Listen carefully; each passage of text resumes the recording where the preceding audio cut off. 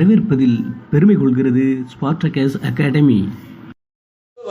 பழைய காலத்து திருமண முறை எவ்வாறு இருந்தது அப்படின்னு கம்பேர் பண்ணாலே தொல்காப்பியம் என்ன பண்ண, ஒரு உதாரணத்துக்கு சொல்ற, ஒரு எக்ஸாம்பிளா சொல்லி ஆரம்பிப்போம் அப்படிங்கிறதுக்காக ஆரம்பிச்சது. ஒரு 8 வகையான திருமணம் இருந்துச்சுன்னு சொல்லுவாங்க. பிரம்மம், பிரசாபத்தியம், ஆரிடம், காந்தர்வம், அசுரம், ராக்கதம், பைசாசம், இது போல திருமண முறைகள் இருந்ததாக சொல்லுவாங்க. அதுல தமிழர்களை பொறுத்தளவு 2 திருமணம். இதெல்லாம் அங்கிருந்தா வந்துச்சு. இந்த மேரேஜை ஏப்பா உருவானுச்சு, அரேஞ்ச் மேரேஜ் எப்படிப்பா, காதல் திருமணங்கள் எவ்வாறு நடந்துச்சு அப்படின்னா நடந்துச்சு. இப்படி சமூக ஒழுகலாறுகளை, பண்பாடுகளை நாம் புரிந்து கொண்டு நம்ம என்ன பண்ண போறோம், அந்த அப்டேட்ல அந்த செய்திகளை, பழங்கால செய்திகளை நாம் புரிந்து கொண்டு என்ன பண்ணணும், நம்ம ஒரு விளக்கத்தை தெளிவாக நம்ம கொடுக்குறோம். எவ்வளவுதான் தமிழ் சமூகத்தை பற்றி தெரிந்து கொண்டு நாம் என்ன பண்றோம், ஒரு ஜாப்ல போய் உட்காரணும் அப்படிங்கிற ஒரு எண்ண ஓட்டத்துல தான் என்ன பண்றாங்க அவர்கள். இது மாதிரியான அந்த எக்ஸாம்பிள தமிழ் சமூகம் குறித்து விவாதம் கேட்கப்படுது. ஸோ இது ஒரு ஜென்ரல் புதுசாக வந்தவங்களுக்காக ஒரு எக்ஸாம்பிளுக்காக சொல்ல வர்றோம். ஆல்ரெடி நம்ம சங்க இலக்கியங்களை ஏற்கனவே தொல்லியல் ஒரு 8-7 அகலாய்வு இடங்கள், ஷார்ப்பாக 7 அப்டேட்டில் அகலாய்வு மேற்கொள்ளக்கூடிய இடங்கள். இன்னைக்கு கூட நேற்று முதலமைச்சர் ஸ்டாலின் அவர்கள் பேசியிருக்காங்க. நம்ம நேற்று பேசுகிறோம், ஆட்டோமேட்டிக்காக நேற்று அந்த விவாதம் நடந்திருக்கு. தமிழ் சமூகம் ஒரு இரும்பு கால சமூக சூழலாக நிலவியது என்பதை நிரூபித்து காட்டியே ஆக வேண்டும். இன்னைக்கு தினமணில பேப்பர், மற்ற பேப்பர்ல இருக்கக்கூடிய அப்டேட் நியூஸஸ், சரிங்களா? ஸோ அதை கூட உங்களுக்கு அனுப்பியிருப்பேன். நீங்கள் எத்தனை பேர் பேப்பர்ஸ், ஏன்னா தினமணியை ஏன் கட் பண்ணி அனுப்புறேன்னு நீங்கள் சாதாரணமாக நினச்சிடலாம். என்னோட ஃப்ரெண்ட்ஸ் சர்க்கிளே கேட்டாங்க, என்னப்பா நீ பாட்டு ஒரு குரூப் ஆரம்பிச்சிருக்கிற, ஜஸ்ட் ஒரு பேப்பர்ஸ் மட்டும் நீ போய் ஒரு கண்டெம்ட் அனுப்புற அப்படின்னு நீங்கள் நினைக்கலாம். அது யார் யார் படிக்கிறீங்களோ அவங்களுடைய வளர்நிலை வேற. ஏன்னா நம்ம இந்த டைம்ல இருக்கக்கூடிய குரூப் 2A and 4க்கான மெத்தனாலஜி அதுதான். ஒழுங்கா ஒரு பேராகிராஃபை படிக்கிற பக்குவம் இருக்கணும், ஒழுங்கா நம்ம ரிட்டன் எழுதுகிற பக்குவம். அதாவது ஒரு விஷயத்தை, ஒரு பேராகிராஃப் இருக்குன்னா அதை படித்து புரிஞ்சுக்கிறோம். அந்த பேராகிராஃபை புரிஞ்சுக்கிட்டு 5 கேள்வி கேட்பாங்க, அதுக்கான வினாக்களை நம்ம ஆன்சர் பண்ணணும். இலக்கணங்கள், இலக்கியங்கள் இப்படி இந்த டாப்ல போகுது, இந்த மெத்தனாலஜியில் போகுது. நான் அந்த மெத்தடில் தான் இந்த பேராகிராஃபை உங்களுக்கு அனுப்புகிறேன். 2வது நடப்பு செய்திகள் இருக்கும், உலகத்தில் இருக்கக்கூடிய முக்கியமான செய்திகள், இந்தியாவில் இருக்கக்கூடிய முக்கியமான செய்திகள், தமிழகத்தில் இருக்கக்கூடிய முக்கியமான செய்திகள் அன்றாடம் நீங்கள் பார்த்து வரும்போது தான் நம்ம ஒரு உச்சகட்டத்தை அடைய முடியுங்கிற நோக்கத்தில் தான் நம்ம அந்த இதெல்லாம் கொடுக்குறோம். ஸோ இந்த மாதிரி நிறைய விஷயங்கள் இருக்குது. நம்ம ஆல்ரெடி பார்த்த விஷயங்கள் சங்ககாலம் அப்படிங்கிற சமூக சூழலில் தொல்லியல் சார்ந்த ஆய்வுகள், அப்டேட் ஆய்வுகள் பார்த்தோம். தொல்லியல் 50க்கும் மேற்பட்ட பகுதிகள் இருந்தாலும் அப்டேட் ஆய்வுகள் பார்த்தோம். அடுத்தது சேர சோழ பாண்டியர்களை பற்றிய விவாதம் வந்தோம். இன்னைக்கு குறுநில மன்னர்கள் என்று சொல்லக்கூடியவர்களை பற்றி பார்க்க போறோம், சரிங்களா? இந்த குறுநில மன்னர்கள் யாரு அப்படின்னு பார்த்தீங்கன்னா, இவர்கள் சுயமாக ஆட்சி செய்தவர்கள். இப்ப ஒரு உதாரணத்துக்கு எக்ஸாம்பிள் சொல்லணும்னா, வள்ளல்கள்னு சொல்றோம்ல, இந்த வள்ளல்கள் என்பவர்கள் எக்கச்சக்கமான வள்ளல்கள் இருக்காங்க. நமக்கு தெரிஞ்சது ஒரு 3 அரசர்களை தான் சொல்றோம். சேரர்கள், சோழர்கள், பாண்டியர்கள் என்று 3 அரசர்களை மட்டும்தான் சொல்றோம். கிட்டத்தட்ட 322ற்கும் மேற்பட்ட, சரியா, அரச பெருமக்கள், சிற்றரசர்கள், வேளிர்கள், குறுநில கிளார்கள் என்று நிலவுடைமையாளர்களாக, சரிங்களா, இப்படி பலர் இருந்திருக்கிறார்கள் என்கிற குறிப்புகள் காணப்படுது, சரிங்களா? ஒரு குமணன் அப்படின்னு ஒரு வள்ளல் இருக்கிறான். இந்த கதையெல்லாம் சொன்னா நல்லா இருக்குங்கிறதுக்காக தான் சொல்ல வர்றேன். இப்போ குமணன் எப்படிப்பா அப்படின்னு சொன்னா, தன்னுடைய தம்பி நாட்டை ஆளணும்னு ஆசைப்பட்டுட்டான். அப்போ அந்த குமணன் அள்ளி அள்ளி வாரி வழங்குறதுல ஒரு மிகப்பெரிய ஆள் போய் ஒரு புலவர் போய் நின்று கேட்கிறாரு, பா ஏதாவது இருந்தா எனக்கு கொடுப்பா அப்படின்னு கேட்கிறாரு. அப்போ அவர் என்ன சொல்றாரு, தன்னுடைய இழப்பதற்கு ஏது இல்லாம காட்டுல மறைஞ்சு போயிருக்கிற குமணன்கிட்ட போய் ஒரு புலவர் போய் கேட்கும் பொழுது, அந்த புலவர்கிட்ட என்ன சொல்றாருன்னா, என்னுடைய தம்பியுடைய தலைக்கு விலை வச்சிருக்கிறா, என் தலையை வெட்டி எடுத்துட்டு போங்க, உங்களுக்கு தொகை கிடைக்கும், நீங்க கொஞ்சம் சந்தோஷமா வாழலாம்னு நினைச்ச சமூகம் தமிழ் சமூகம்னு சொல்றாங்க. இப்போ நீங்க ஆக்சுவலி வள்ளல்கள் நீங்க பார்க்கலாம். பாரி அப்படின்னு சொல்லுவோம். இந்த பாரியுடைய வரலாறு நிறைய ஹிஸ்டரி இருக்குது. மூவேந்தர்களும் சேர்ந்து பாரியை அழித்தார்கள் என்கிற ஒரு குறிப்புகள் சொல்லப்படுது, நம்பப்படுகிறது. உறுதியான சான்றுகள் கிடைக்கல. ஏன்னா பாரி என்ன பண்ணாரு, இந்த சுத்தி இருக்கக்கூடிய கிட்டத்தட்ட 300 கிராமங்களை அவங்களுக்குள்ளே கொடுத்துட்டாரு, எல்லாருக்கிட்டையுமே கொடுத்துட்டாரு. அவர் இன்னைக்கு பரம்பு மலைன்னு சொல்லக்கூடியது, பரமக்குடி என்கிற பகுதிக்குள்ள இருக்கக்கூடிய ஒரு பகுதி. ஏன்னா பாரி அள்ளி அள்ளி கொடுக்கறதுல வள்ளல்னா பாரி தான். இதை வச்சு ஒரு நூலே வந்துச்சு, இந்த புத்தகம். முருகேசன், இன்னைக்கு இருக்கக்கூடிய முருகேசன் என்பவர் என்ன பண்ணார், இந்த அப்டேட் நியூஸ், சரிங்களா, வேள்பாரி அப்படின்னு ஒரு நாவலை, ஆனந்த விகடன்ல தொடர் நாவலை எழுதி அந்த நாவல் மிகப்பெரிய வெற்றி அடைஞ்சிருக்கு. ஸோ என்ன கான்செப்ட் அப்படின்னு பார்த்தீங்கன்னா, அந்த பழைய கண்டெம்ட் கருத்தியல் நமக்கு என்ன ஆகுது, இன்னைக்கு அப்டேட்ல நிற்குது. அதே மாதிரி அதியமான் என்று சொல்லக்கூடிய ஒரு மிகச்சிறந்த இந்த குறுநில மன்னர் தான். அவரு குறுநில வள்ளல்ல ஒரு வகை, அவரு அதியமான் ஒரு வள்ளல். 7 வள்ளல்கள் சொல்லுவாங்க. கடையேழு வள்ளல்கள்னு சொல்லுவாங்க. இந்த 7 வள்ளல்கள் அதிகமான ஒரு ஆளு அவ்வை.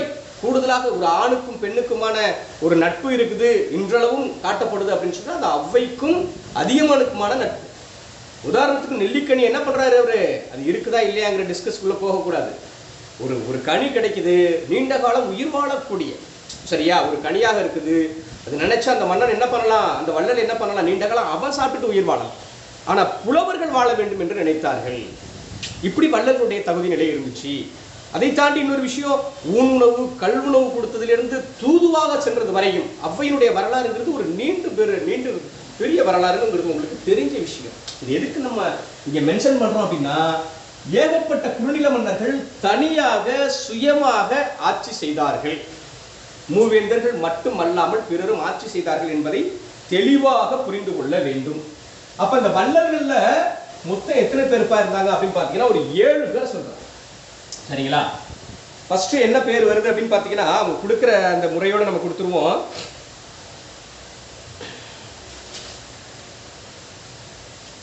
பாரி, காரி, ஓரி, ஆய் அண்டிரன் அல்லது ஆய் அண்டிரன் என்று சொல்லக்கூடியவர்.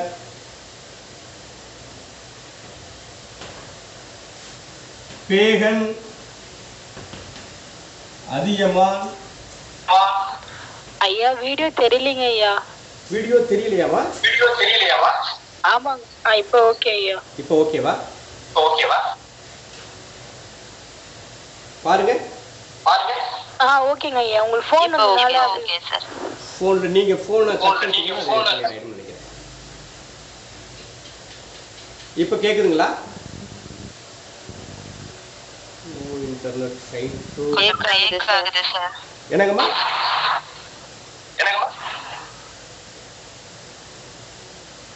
பேசுறது கொஞ்சம் பிரேக் கேக்குது சார். வீடியோ கிளியரா தெரியல.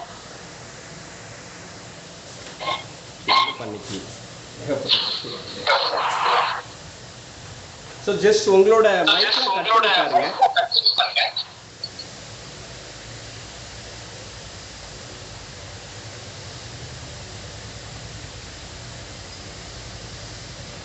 இப்ப கேக்குதுங்களா? யாராவது வீடியோ கிளியரா இருக்கு. ஐயா நீங்க அட்மிட் பண்ணிட்டு பேசுங்க. ஓ நான் கட் பண்ணிட்டானா? இப்ப கிளியரா கேக்குதுங்களா? கேக்குது ஐயா. திரும்ப சரிங்களா? கட் பண்ணுங்க. ஐயா இப்போ ஓகே. உங்க போன் வரதுனால வீடியோவும் ஆடியோவும் கட் ஆகுதுன்னு நினைக்கிறேன். உங்க போன் வரதுனால போன் கால் வருது கட் ஆகுது. அது சிஸ்டத்தை வந்து ஃபாலோ பண்ணணுமா? ஐயா எக்கோ அடிக்குது. அதான் நீங்க யாராவது போன் வந்து ஆன் பண்ணீங்கன்னா எக்கோ ஆகும்னு நினைக்கிறேன். ஐயா பேசுறது எக்கோ அடிக்குது. நீங்க பேசுறது எனக்கு எக்கோ அடிக்குது. அப்ப அன்னைக்கு பிரச்சனை இல்லை.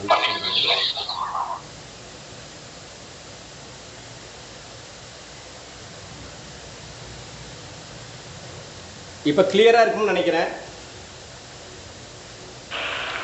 இப்போ ஓகேங்க ஐயா. சூப்பர். அதாவது ஒரு விஷயம், நீங்க போனை ஆன் பண்ணீங்கன்னா அந்த எக்கோ வருது, வேற ஒண்ணும் இல்லை. ஓகே சரி, கிளாஸ்க்கு போயிடலாம். ஓகேங்களா? சோ வந்து பாரி, காரி, ஓரி, ஆயண்டிரன், பேகன், அதியமான். சரிங்களா? கொஞ்சம் சாரி நல்லி, இன்னொரு பர்சன் விட்டுட்டோம் இந்த ஸ்பீச்சிலே. நல்லியன் கூடன் என்று சொல்லக்கூடிய நல்லி. இவர்களெல்லாம் கடையேழு வள்ளல்கள் என்று குறிப்பிடுவார்கள். அப்போ முதல் 7 வள்ளல்கள் இருந்திருக்கிறார்கள், இடையேழு வள்ளல்கள் இருந்திருக்கிறார்கள், கடையேழு வள்ளல்கள் அப்படின்னு சொல்றாங்க. ஸோ இதெல்லாம் வந்து ஓரிக்கு இன்னைக்கு கொல்லிமலையில விழா எடுக்கக்கூடியது உண்டு. நீங்க ஒவ்வொருத்தவங்களும் ஒவ்வொரு துறையிலும் மிகச்சிறந்தவர்களாக வலிமை பெற்றவர்களாக விளங்கி இருக்கிறார்கள் என்கிற குறிப்புகள் நமக்கு கிடைக்குது. ஆக சேர சோழ பாண்டியர்கள் அல்லாமல் வள்ளல்கள் இருந்திருக்கிறார்கள் என்கிற குறிப்புகள் நமக்கு கிடைக்குது. இது எல்லாமே எங்க அதிகம் கிடைக்கும் அப்படின்னு பாத்தீங்கன்னா, புறநானூறு போன்ற நூல்ல கிடைக்கும். அதுல மட்டும்தான் கிடைக்குமா அப்படின்னு கம்பேர் பண்ணக்கூடாது. அகநூல்களிலும் மிக அதிகமாக கிடைக்கிறது. நான் ஏற்கனவே சொன்ன சிறுபானாற்று படை என்கிற நூலில் இந்த நபர்களை பற்றி தெளிவான குறிப்புகள் காணப்படுகிறது. புறநானூற்றிலும் தெளிவாக காணப்படுகிறது. ஓகேவா, சரிங்களா? ஸோ அது மாதிரி அவர்கள் இருந்திருக்கிறார்கள் என்ற கருத்தியல் இருக்குது. இவர்களுக்கு வேலிர் என்ற பெயர்களும் உண்டு. என்ன பேரு? வேலிர் என்று சொல்லக்கூடிய வேலிர்கள் என்கிற பெயரும் உண்டு. அதையும் நினைவோட்டமா நீங்க வச்சுக்கணும். அடுத்து பாத்தீங்கன்னா வேலிர்களில் இன்னொரு பிரிவினர் சொல்றாங்க. அதாவது வேலிர்கள் அதை தாண்டி வேளாளர்கள் என்கிற பெயர் இருக்கு. சரிங்களா? வேளாளர், வேலிர், வேளாளர் என்கிற சொல் இருக்குது. இதை பற்றி தனி குறிப்புகளை நம்ம பேசுவோம். சோ வெள்ளத்தை ஆள்பவர் என்கிற பொருள்ல வருது. வெள்ளம்னா நீரை ஆள்பவர். சோ நில உடைமையாளர்கள், நல்லா புரிஞ்சுக்கணும். நில உடைமை, இன்னைக்கு இருக்கக்கூடிய நிலச்சுவாந்தார்கள் சொல்லுவாங்க, முன்னாடி இருந்தாங்கல்ல, இந்த மாதிரி நில உடைமையாளர்கள் என்று சொல்லப்படுகிறது. சரிங்களா? அது கவனத்துல வச்சுக்க வேண்டிய ஒரு செய்தி. அடுத்தது கிழார்கள் அப்படிங்கிறதுக்கு 2-3 கண்டம் சொல்றாங்க. நான் பேசிக்கா கொடுக்கக்கூடிய கண்டம் என்னன்னா, ஊர் தலைவர். கிழவர் அப்படின்னாலே தலைவர் அப்படிங்கிற சொல் பொருள். சரிங்களா? கிழவன் அப்படின்னா தலைவன், கிழத்தி அப்படின்னா தலைவி அப்படின்னு நமக்கு தெரியும். சோ கிழார் அப்படிங்கிற சொல்லுக்கும் நிலக்கிழார். சரிங்களா? நிலக்கிழார் இதெல்லாம் நம்ம மெயின்ல வச்சுக்க வேண்டிய விஷயம். கிராம தலைவராக, ஊர் தலைவராக, கிராம தலைவராக விளங்கி இருக்கிறார்கள் என்கிற குறிப்புகள் நமக்கு கிடைக்குது. சரிங்களா? கிராம தலைவர்களாக இருந்திருக்கிறார்கள் என்கிற குறிப்புகள் நமக்கு தெளிவாக கிடைக்கிறது. இது இருக்கக்கூடிய விஷயங்கள்ல அடிப்படை விஷயம். நம்ம இன்னொரு விஷயம் சொல்ல மறந்துட்டேன். நேத்து பாடம் எடுக்கும் பொழுது நேத்து வந்தவங்களுக்காக சொல்றோம். நேத்து இந்த பூக்களை சொன்னோம்ல, சரிங்களா? நானே சொல்லிடுறேன், நீங்க ஆன் பண்ணீங்கன்னா இந்த எக்கோ அடிக்கிறதுனால நானே சொல்லிடுறேன். பூக்கள்ல பனம்பூ அப்படிங்கிறது சேரருக்குரியது அப்படின்னு சொன்னோமா. அடுத்தது சோழருக்கு அத்திப்பூ அப்படின்னு நம்ம சொல்லியிருக்கிறோம். பாண்டியருக்கு என்ன பூ? வேப்பம்பூ அப்படின்னு நம்ம சொல்லிட்டோம். ஆனா இதுல இன்னொரு விஷயம் ரொம்ப ட்விஸ்டா இருக்கு. என்ன அப்படின்னு பாத்தீங்கன்னா, இது லாஸ்ட் டைம்ல பிஜிடிஆர்பில கேட்டிருக்கான், டிஎன்பிஎஸ்சிலையும் கேட்கப்படலாம். ஒரு ஆளுக்கு இன்னொரு பெயர் இருக்கும். சோ என்ன பேர் அப்படின்னு பாத்தீங்கன்னா, சேரருக்குரிய பூ போந்தை. இது நேத்து கிளாஸ்ல அதை விடுபட்டுட்டு மறந்துட்டோம், நினைவூட்டுறோம். சரிங்களா? நல்ல ஞாபகம் வச்சுக்கணும். என்ன பேரு? போந்தை என்கிற பெயர் உண்டு. யாருக்கு? சேரருடைய பூக்கள் என்ன பூ? பனம்பூ என்கிற பூ தான் நமக்கு தெரியும். பட் இதே பிஜிடிஆர்பில லாஸ்ட் டைம் கேட்டிருக்கான், ப்ரீவியஸ் கொஸ்டின்ஸ்ல கேட்டிருக்கான். நான் அதை கம்பேர் பண்றேன். இது எல்லாத்துலயும் வரும். நல்லா நினைவூட்டல் பண்ணிங்க. போந்தை என்கிற சொல் வந்திருக்குது. சரிங்களா? அடுத்து சோழர்களுடைய பூ நம்ம என்ன பண்றோம்? அத்திப்பூ, அத்திப்பூ அப்படின்னு சொல்றோம். பட் ஆர் என்கிற பூ, அந்த பூவுக்கு இன்னொரு பெயர். நல்லா புரிஞ்சுக்கணும். அந்த பூவுக்கு இன்னொரு பெயர் என்ன? ஆர். சேரர்களுடைய பூ பனம்பூ என்றும் சொல்வார்கள், போந்தை என்றும் அழைப்பார்கள். இது தொல்காப்பியத்துல வரும் இந்த வரி. சரிங்களா? இதுல வருது. இந்த வரி தொல்காப்பியத்துல இடம்பெறுது. அதனால கிளியரா நீங்க புரிஞ்சு வச்சுக்கணும். சோ பனம்பூ அப்படின்னு சொல்லலாம். அடுத்தது போந்தை என்றும் சொல்லலாம். பனம்பூன்னு கொடுக்காம சேர மன்னர்களுடைய பூ எது அப்படின்னு கேட்டு போந்தைன்னு கொடுத்துட்டா, ஐயோ அப்படி ஒரு பூக்கள் இல்லையே அப்படின்னு நம்ம நினைச்சிட்டு நம்ம ஆன்சரை நம்ம எளிமையா தவற விட்டுருவோம். அதனால அதை ஞாபகம் வச்சுங்க. அது மாதிரி சோழர்களுடைய பூ என்ன பூங்கிறது? அத்திப்பூங்கிறது இல்லாம, சரிங்களா, அத்திப்பூ மாலை அணிவது இல்லாம ஆர் என்று சொல்லக்கூடிய பூ, ஆர் என்ற சொல்லும் அத்திப்பூ தான். நல்லா நினைவூட்டமா நேற்று உள்ள செய்தியில மிஸ் ஆன செய்தி, அதனால அதை நினைவூட்டி சொல்றேன், மெயின்ல வச்சுக்கிங்க. ஸோ இதுல பாண்டியர்களுக்கு இல்லை, பாண்டியர்களுக்கு அந்த பூக்கள் பெயர் காணப்படலை. சரிங்களா? இவங்க 2 பேருக்கு மட்டும் தொல்காப்பியத்துல அந்த கண்டம் சொல்லியிருக்காங்க. Very good, super. ஸோ இந்த மாதிரி கிழார் அப்படிங்கிறவங்க நிலக்கிழார் ஊர் தலைவர்களாக விளங்கி இருக்கிறார்கள் என்கிற குறிப்புகள் நமக்கு தெளிவாக கிடைக்கிறது. சரிங்களா? இதுல எந்த கருத்தும் இல்லை, எந்த டிஸ்டர்பும் இல்லை. இவளை பற்றி நிறைய சொல்லலாம். ஒரு பாரி, ஓரி, இன்னைக்கும் அதான் சொல்றேன், ஓரிக்கு இன்னைக்கு விழாக்கள் எடுக்கிறாங்க. காரி எல்லாம் குதிரை வல்லவர்கள் நம்ம அர்ஜுனன் சொல்லுவோம். காரி மிகச்சிறந்த வல்லவர். சரிங்களா? குதிரையில வேகமாக இயக்கக்கூடிய போக்கு. அப்டேட் நியூஸ்லாம் சொன்னா உங்களுக்கு அது மாதிரி குதிரையில பெண் வேகமா போக செல்லக்கூடிய பெண் யாருன்னு பூலான் தேவின்னு ஒரு பெண்ணை கேள்விப்பட்டிருப்பீங்க. ஸோ அவங்களுடைய வரலாறுலாம் இந்த இடத்துல வேண்டி இல்லை. ஸோ இந்த குதிரையில வேகமா பயணிக்கக்கூடியவங்க, அதுக்காக ஒரு இதுக்காக சொல்ல வந்தேன். So right, okay. இப்போ சங்ககால ஆட்சி அமைப்பு எவ்வாறு இருந்தது? இப்போ அடுத்தது நம்ம பார்க்க போறது என்ன? சங்ககால ஆட்சி அமைப்பு முறை. சங்ககால ஆட்சி அமைப்பு முறை எவ்வாறு இருந்தது அப்படிங்கிறது ரொம்ப முக்கியமான விஷயம். ஸோ சங்கம் அப்படின்றாலே மூவேந்தர்கள் அப்படின்னு நமக்கு நல்லா தெரியும்.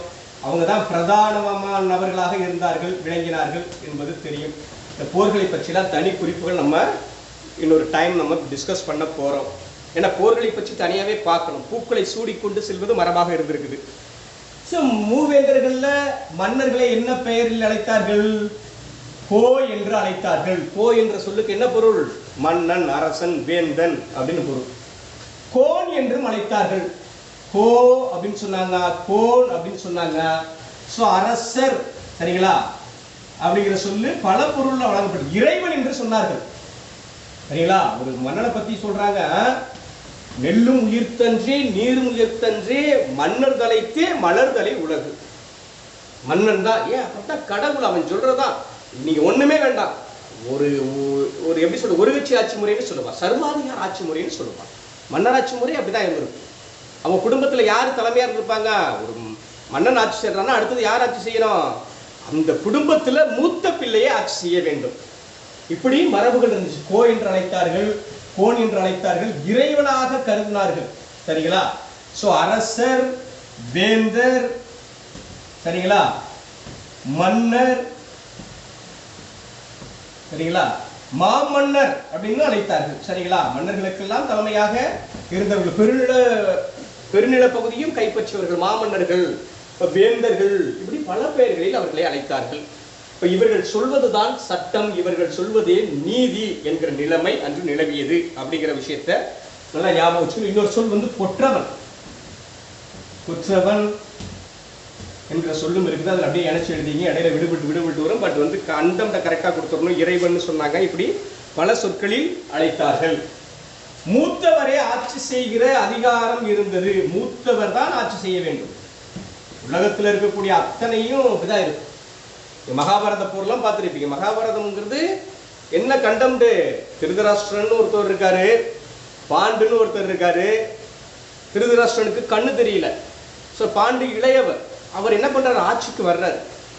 இப்ப அவர் இறந்து போனதுக்கு பிறகு ஆட்சிக்கு யார் அங்க வரணும்னா திருதராஷ்டிரனுடைய மகன்களானவர்கள் வர வேண்டுமா, அல்லது பாண்டுவின் மகன் வர வேண்டும்? மகன்கள் 5 பேர் வர வேண்டுமா? பஞ்ச பாண்டவர்கள் சொல்ல 5 பேர் வர வேண்டுமாங்கிற போர் தான் அந்த போரே.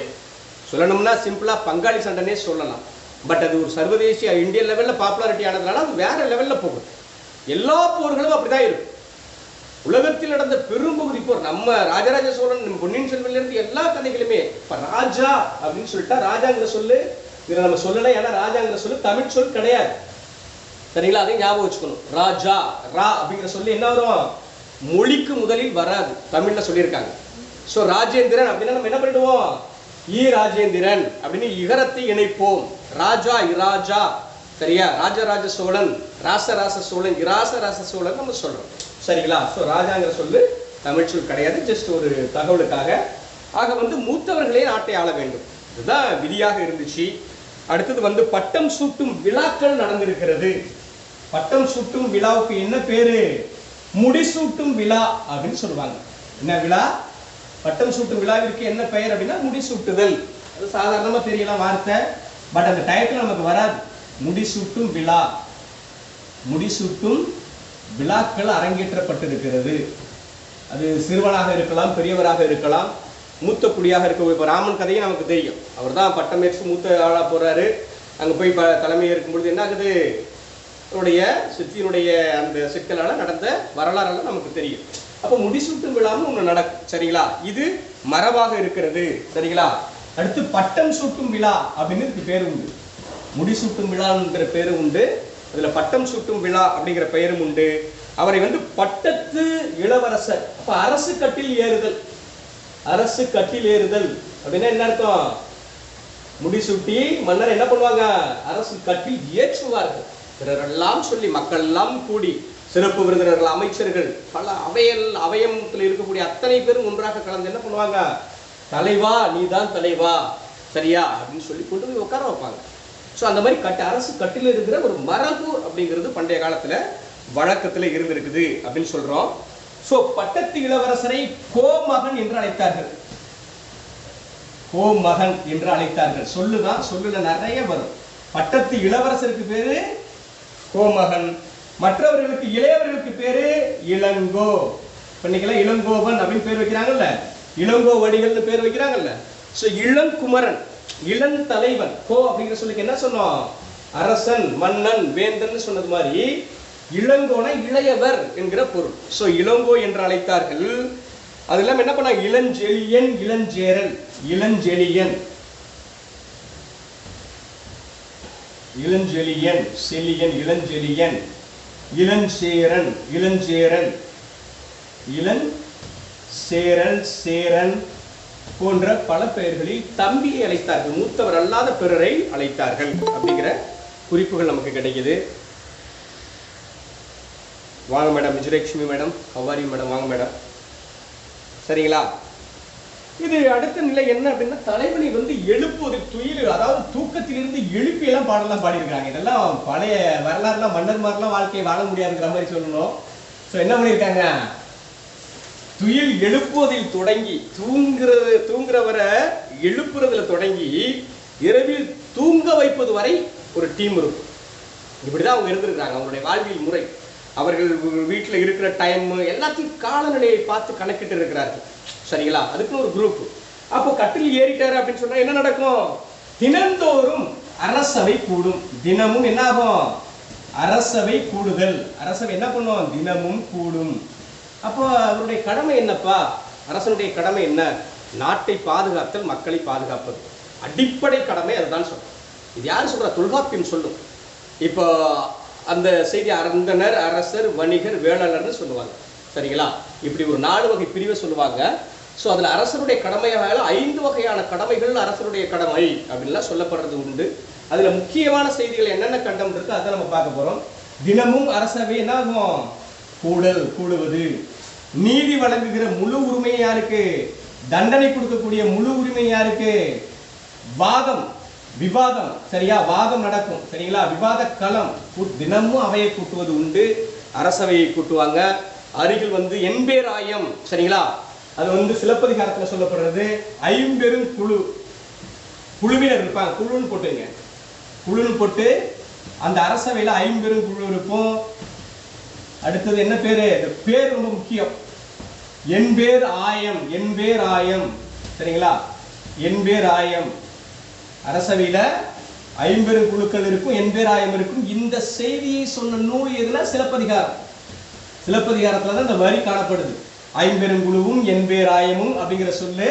ஸோ அது கூட ஒரு கொஸ்டின்ஸா மாறதுக்கு சான்ஸ் நிறையாவே இருக்குது. ஸோ 50 குழு இருக்கும், என்பேர் ஆயம் இருக்கும். 50 குழுனா 5 பேர் கொண்ட குழு. என்பேர் ஆயம்னா 7 பேர் கொண்ட குழுவினர். சரிங்களா? இப்போ 2 டீம் இருக்கும். சரிங்களா? 50 குழுவும் இருக்கும், என்பேர் ஆயமும் இருக்கும். அவர்கள் என்ன பண்ணுவாங்க?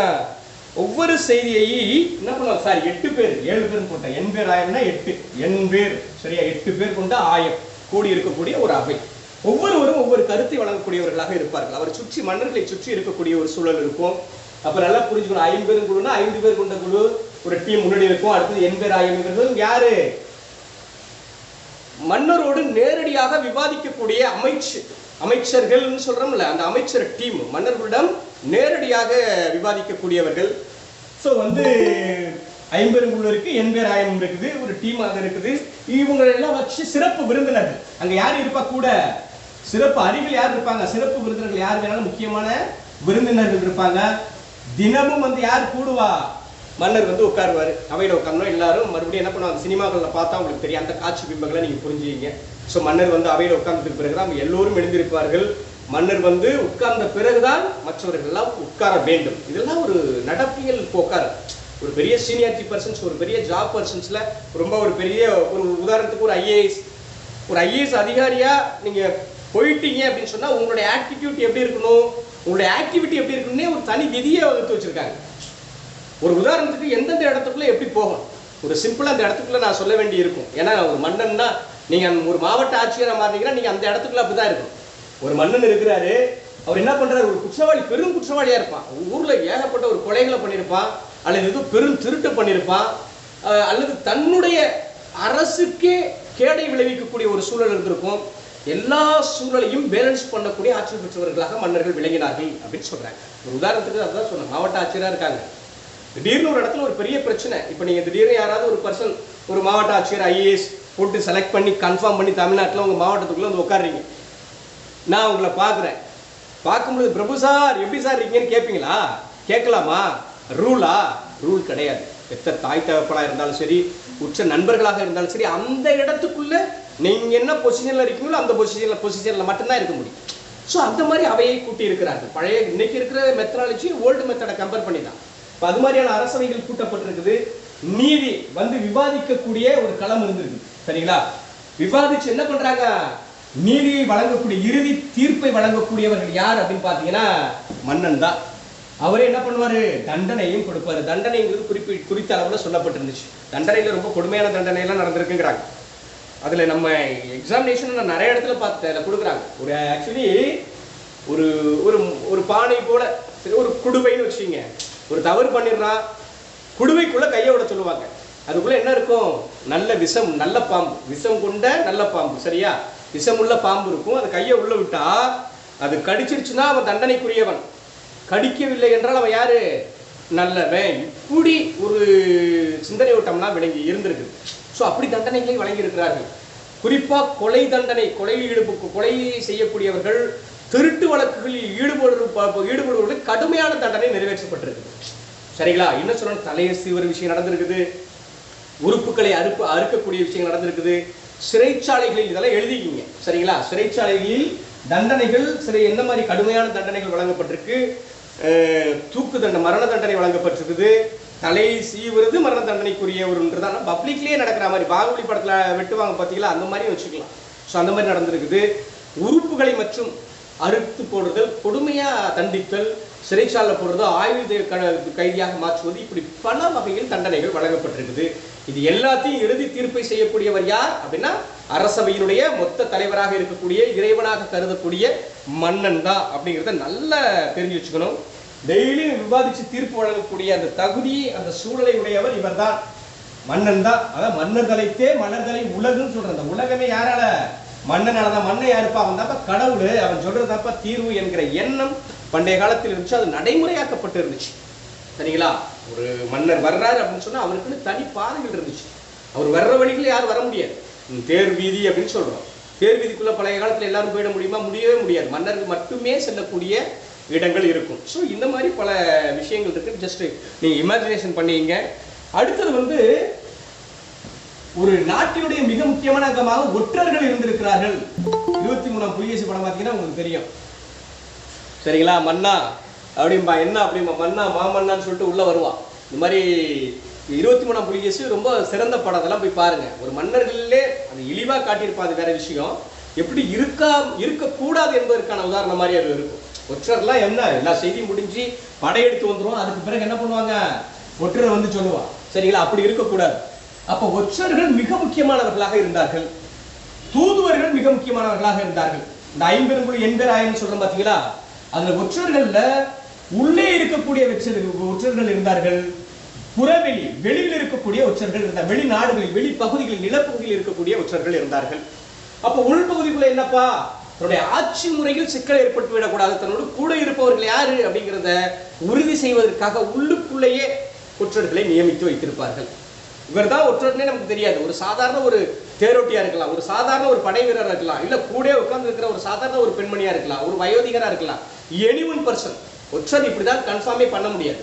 இன்றும் அரசு அப்படிதான் அந்த மாதிரி கிரிமினாலஜி டிபார்ட்மெண்ட்ல உள்ளவங்களாம் கொண்டு போறாங்கன்னா சாதாரண ஆட்களா தெரியாது உங்களுக்கு. பார்த்தா ரொம்ப ரொம்ப சிம்பிளி பர்சன் மாதிரி தெரிவாங்க. மிகச்சிறந்த உளவு பிரிவினுடைய மிகச்சிறந்த தலைவராக இருப்பாங்க. ஸோ உள்பகுதிக்குள்ள ஒற்றர்கள் இருந்திருக்கிறார்கள், புறவெளியில் வேற்று நிலப்பகுதியில் ஒற்றர்கள் உள்ளே இருந்திருக்கிறார்கள். ஒரு எக்ஸாம்பிளுக்கு வந்து இந்த ஆணிரை கவர்தல், ஆணிரை மீட்டல்னு ஒரு போர் ஒன்று நடந்திருக்கு பழைய காலத்தில். ஆணிரை அப்படின்னா ஆனை என்ன, பசு கூட்டங்கள். ஒற்றர்கள் மூலமாக அங்கே போய் நம்ம எப்போ போய் போருக்கு போகிறது, எப்படி போய் கைப்பற்றுவது, அந்த ஆணிரைகளை பசுமாடுகளை எப்படி கவர்ந்து வருவதுன்னு சொல்லி யார் மூலமாக ஐடியாலஜி பண்ணிட்டு போவாங்க அப்படின்னு பார்த்தீங்கன்னா ஒற்றர்கள் மூலமாக தான் ஐடியாலஜி பண்ணிட்டு போவாங்க. ஸோ அந்த மாதிரியான சூழல்கள் நடந்திருக்குது. ஸோ ஒற்றர்கள் மிக முக்கியமானவர்களாக ஒரு நாட்டில் ரொம்ப முக்கியமானவர்களாக விளங்கி இருக்கிறார்கள். தூதுவர்கள் மிக மிக முக்கியமானவர்களாக விளங்கி இருக்கிறார்கள். தூது செல்வது என்பது எல்லாரும் கிடையாது. உயர்ந்தோர் பொருள்வையின் ஒழுக்கத்தான அப்படின்னு ஒரு வரி வருது. ஓதலும் தூதும் உயர்ந்தோர் மேன அப்படின்னு தொல்காப்பியம் சொல்லுது. ஓதுதல் கல்வியின் பொருட்டும் இந்த தூது செல்வதற்குரிய தனி தகுதிகளே வேணும்னு சொல்லுது. அப்போ ஆட்சி முறையில தூது இருந்திருக்குது. இந்த தூது உதாரணத்துக்கு அவ்வை தூது போறாங்க. ஒரு உதாரணத்துக்கு வந்து ஒரு கிண்டல ஒரு பாடல் இருக்கு. அந்த பாடம் டக்குன்னு நினைவுக்கு வரல. ஔவையார் வந்து அதியமானுடைய உற்ற தோழி, அந்த அவைக்கள புலவராக இருக்காங்க. அதியமானை எதிர்ப்பதற்கு ஒரு மன்னன் என்ன பண்றான்னா தயாராகிறார். அப்ப இவங்க தூது சொல்றதுக்கு போறாங்க. ஏன்னா அதியமான் போரிட விரும்பல. இப்ப என்ன நடக்குது அப்படின்னு பாத்தீங்கன்னா, நேரம் இங்க இருந்து அவை நேரம் அங்க போறாங்க. நல்லா கவனிச்சு, இப்படி எல்லாம் இருந்திருக்கு. தூதுவர்கள் எப்படி இருந்தார்கள் பண்டைய காலத்துல. இன்னைக்கு வெளிநாட்டு தூதர்னு இருக்காங்க. தூதர் பேர் என்ன? யாராவது ஒருத்தவங்க சொல்லுங்க பாப்பா. இந்திய வெளியுறவுத்துறை யாராவது சொல்ல முடியுமா? இந்திய வெளியுறவுத்துறை தலைவர் என்ன பேருங்க? ஜெய்சங்கர். Super great, Jaishankar. சரிங்களா?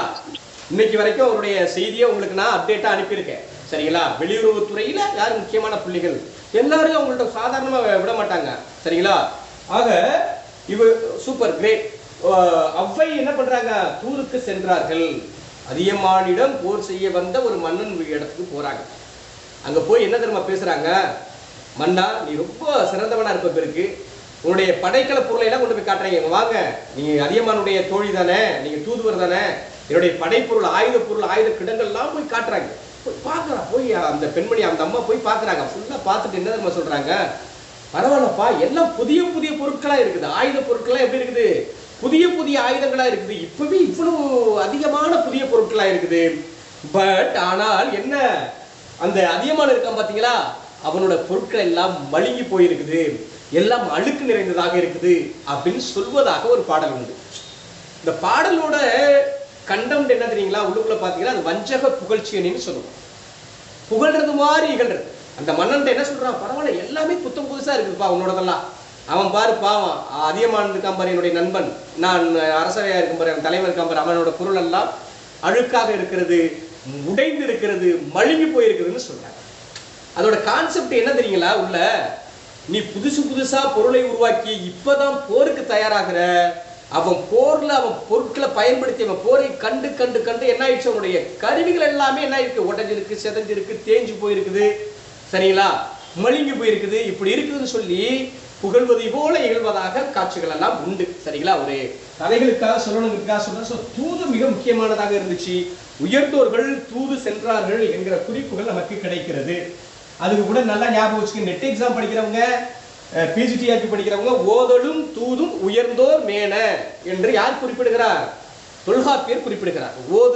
ஓதல் கல்வி பொருட்டும், தூது பொருட்டும் செல்லக்கூடிய தகுதியுடையவர்கள் அந்தணர்கள் தான், எல்லாரும் போக முடியாது என்கிற குறிப்பு தொல்காப்பியத்தில் காணப்படுகிறது. சரிங்களா? ஓதலும் ஒவ்வொருத்தவங்களுக்கும் ஒரு பிரிவு சொல்லுவாங்க. அந்தணர்களுக்குரிய தகுதியாக அது இருக்குது. இது இந்த செக்ஷன்லயே அடுத்த இவர்களை பத்தி அடுத்து நம்ம பார்ப்போம். சரியா? தொடர்ச்சியா வரும். சரிங்களா?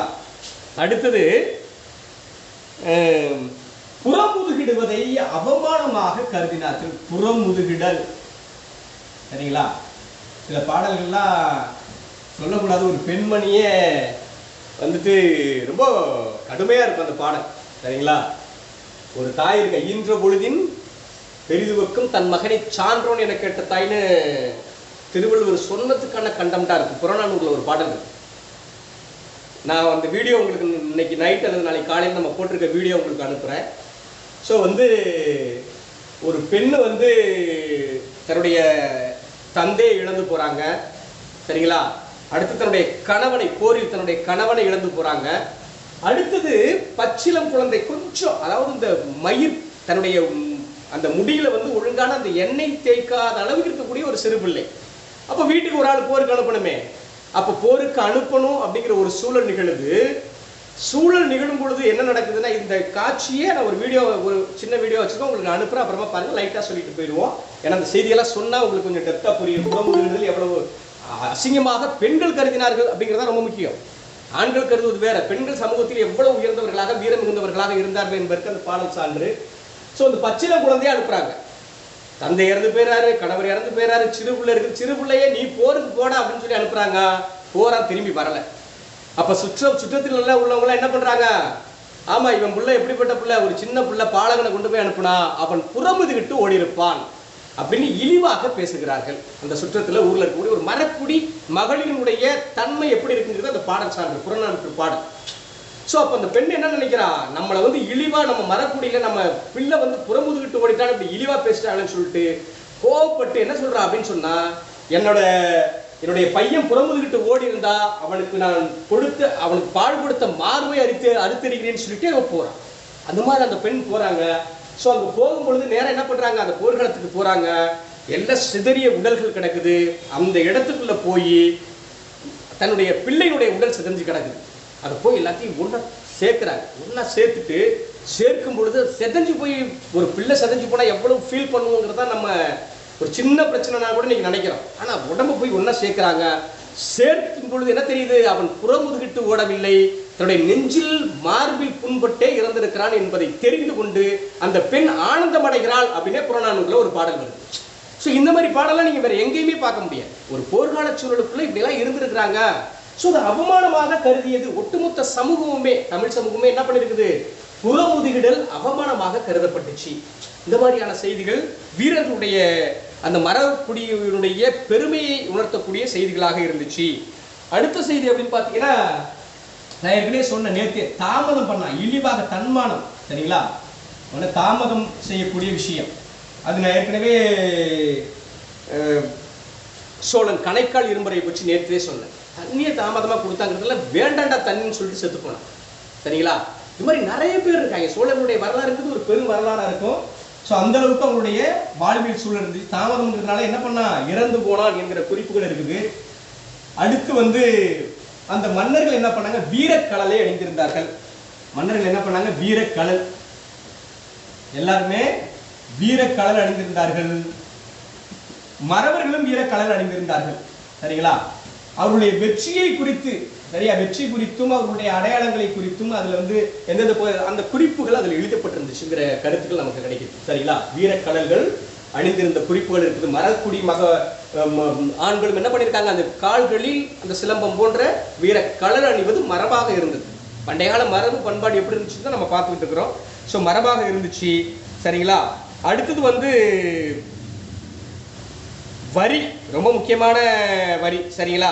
அவருடைய இதுல வந்து வெற்றி சாதனைகள் விளக்கப்பட்டிருந்துச்சு என்கிற குறிப்புகள் நமக்கு கிடைக்க வருது, சரிங்களா. அடுத்தது வந்து அதுல இருக்கக்கூடிய செய்தி என்ன அப்படின்னு பாத்தீங்கன்னா, வரி எப்படிப்பா கிடைச்சிச்சு அப்படின்னு பாத்தீங்கன்னா, பெரும்பகுதி வரி 2 வகையில கிடைச்சிச்சு, சரிங்களா. ஃபர்ஸ்ட் வரி வந்து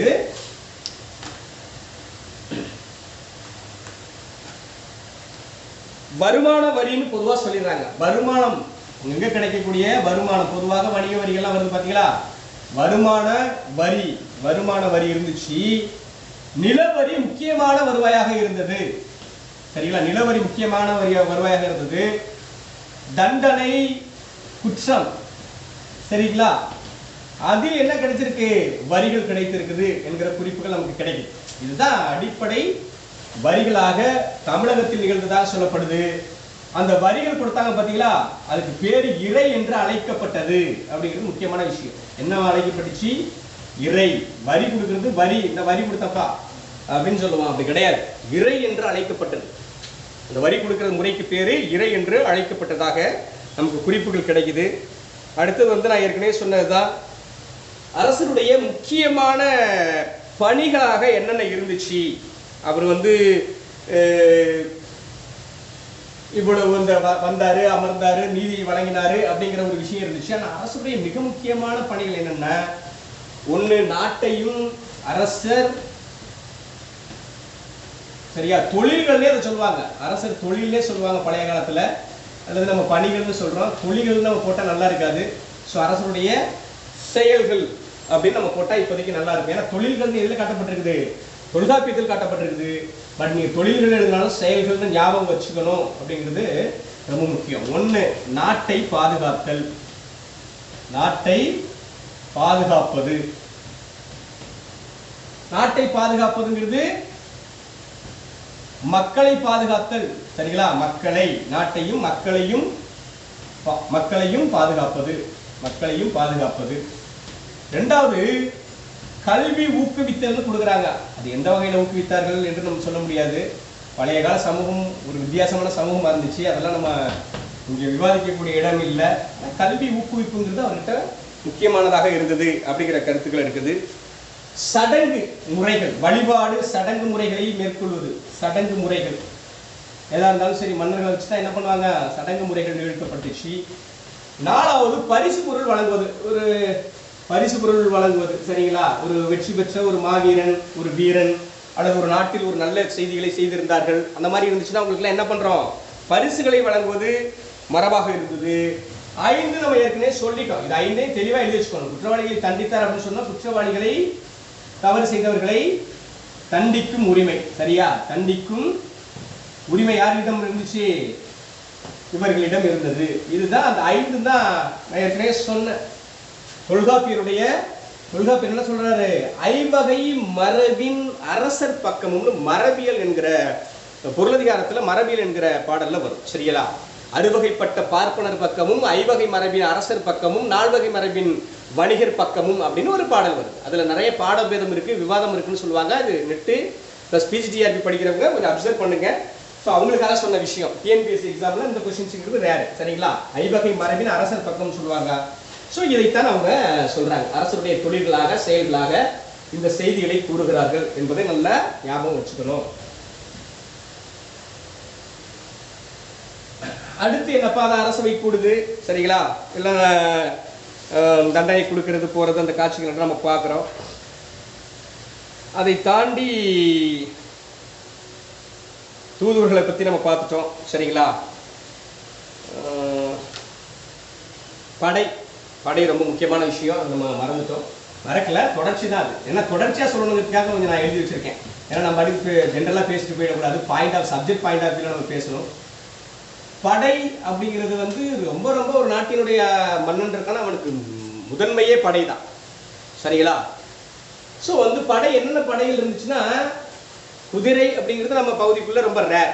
சரிங்களா, ஆனால் பட் வந்து நான் புத்தகங்கள்லேருந்து மற்ற செய்திகளிலிருந்து எடுத்ததுலேருந்து நமக்கு 4 படை கொடுக்குறாங்க. அதில் குதிரை படையும் வருது, அது கவனத்தில் வச்சுக்கணும்.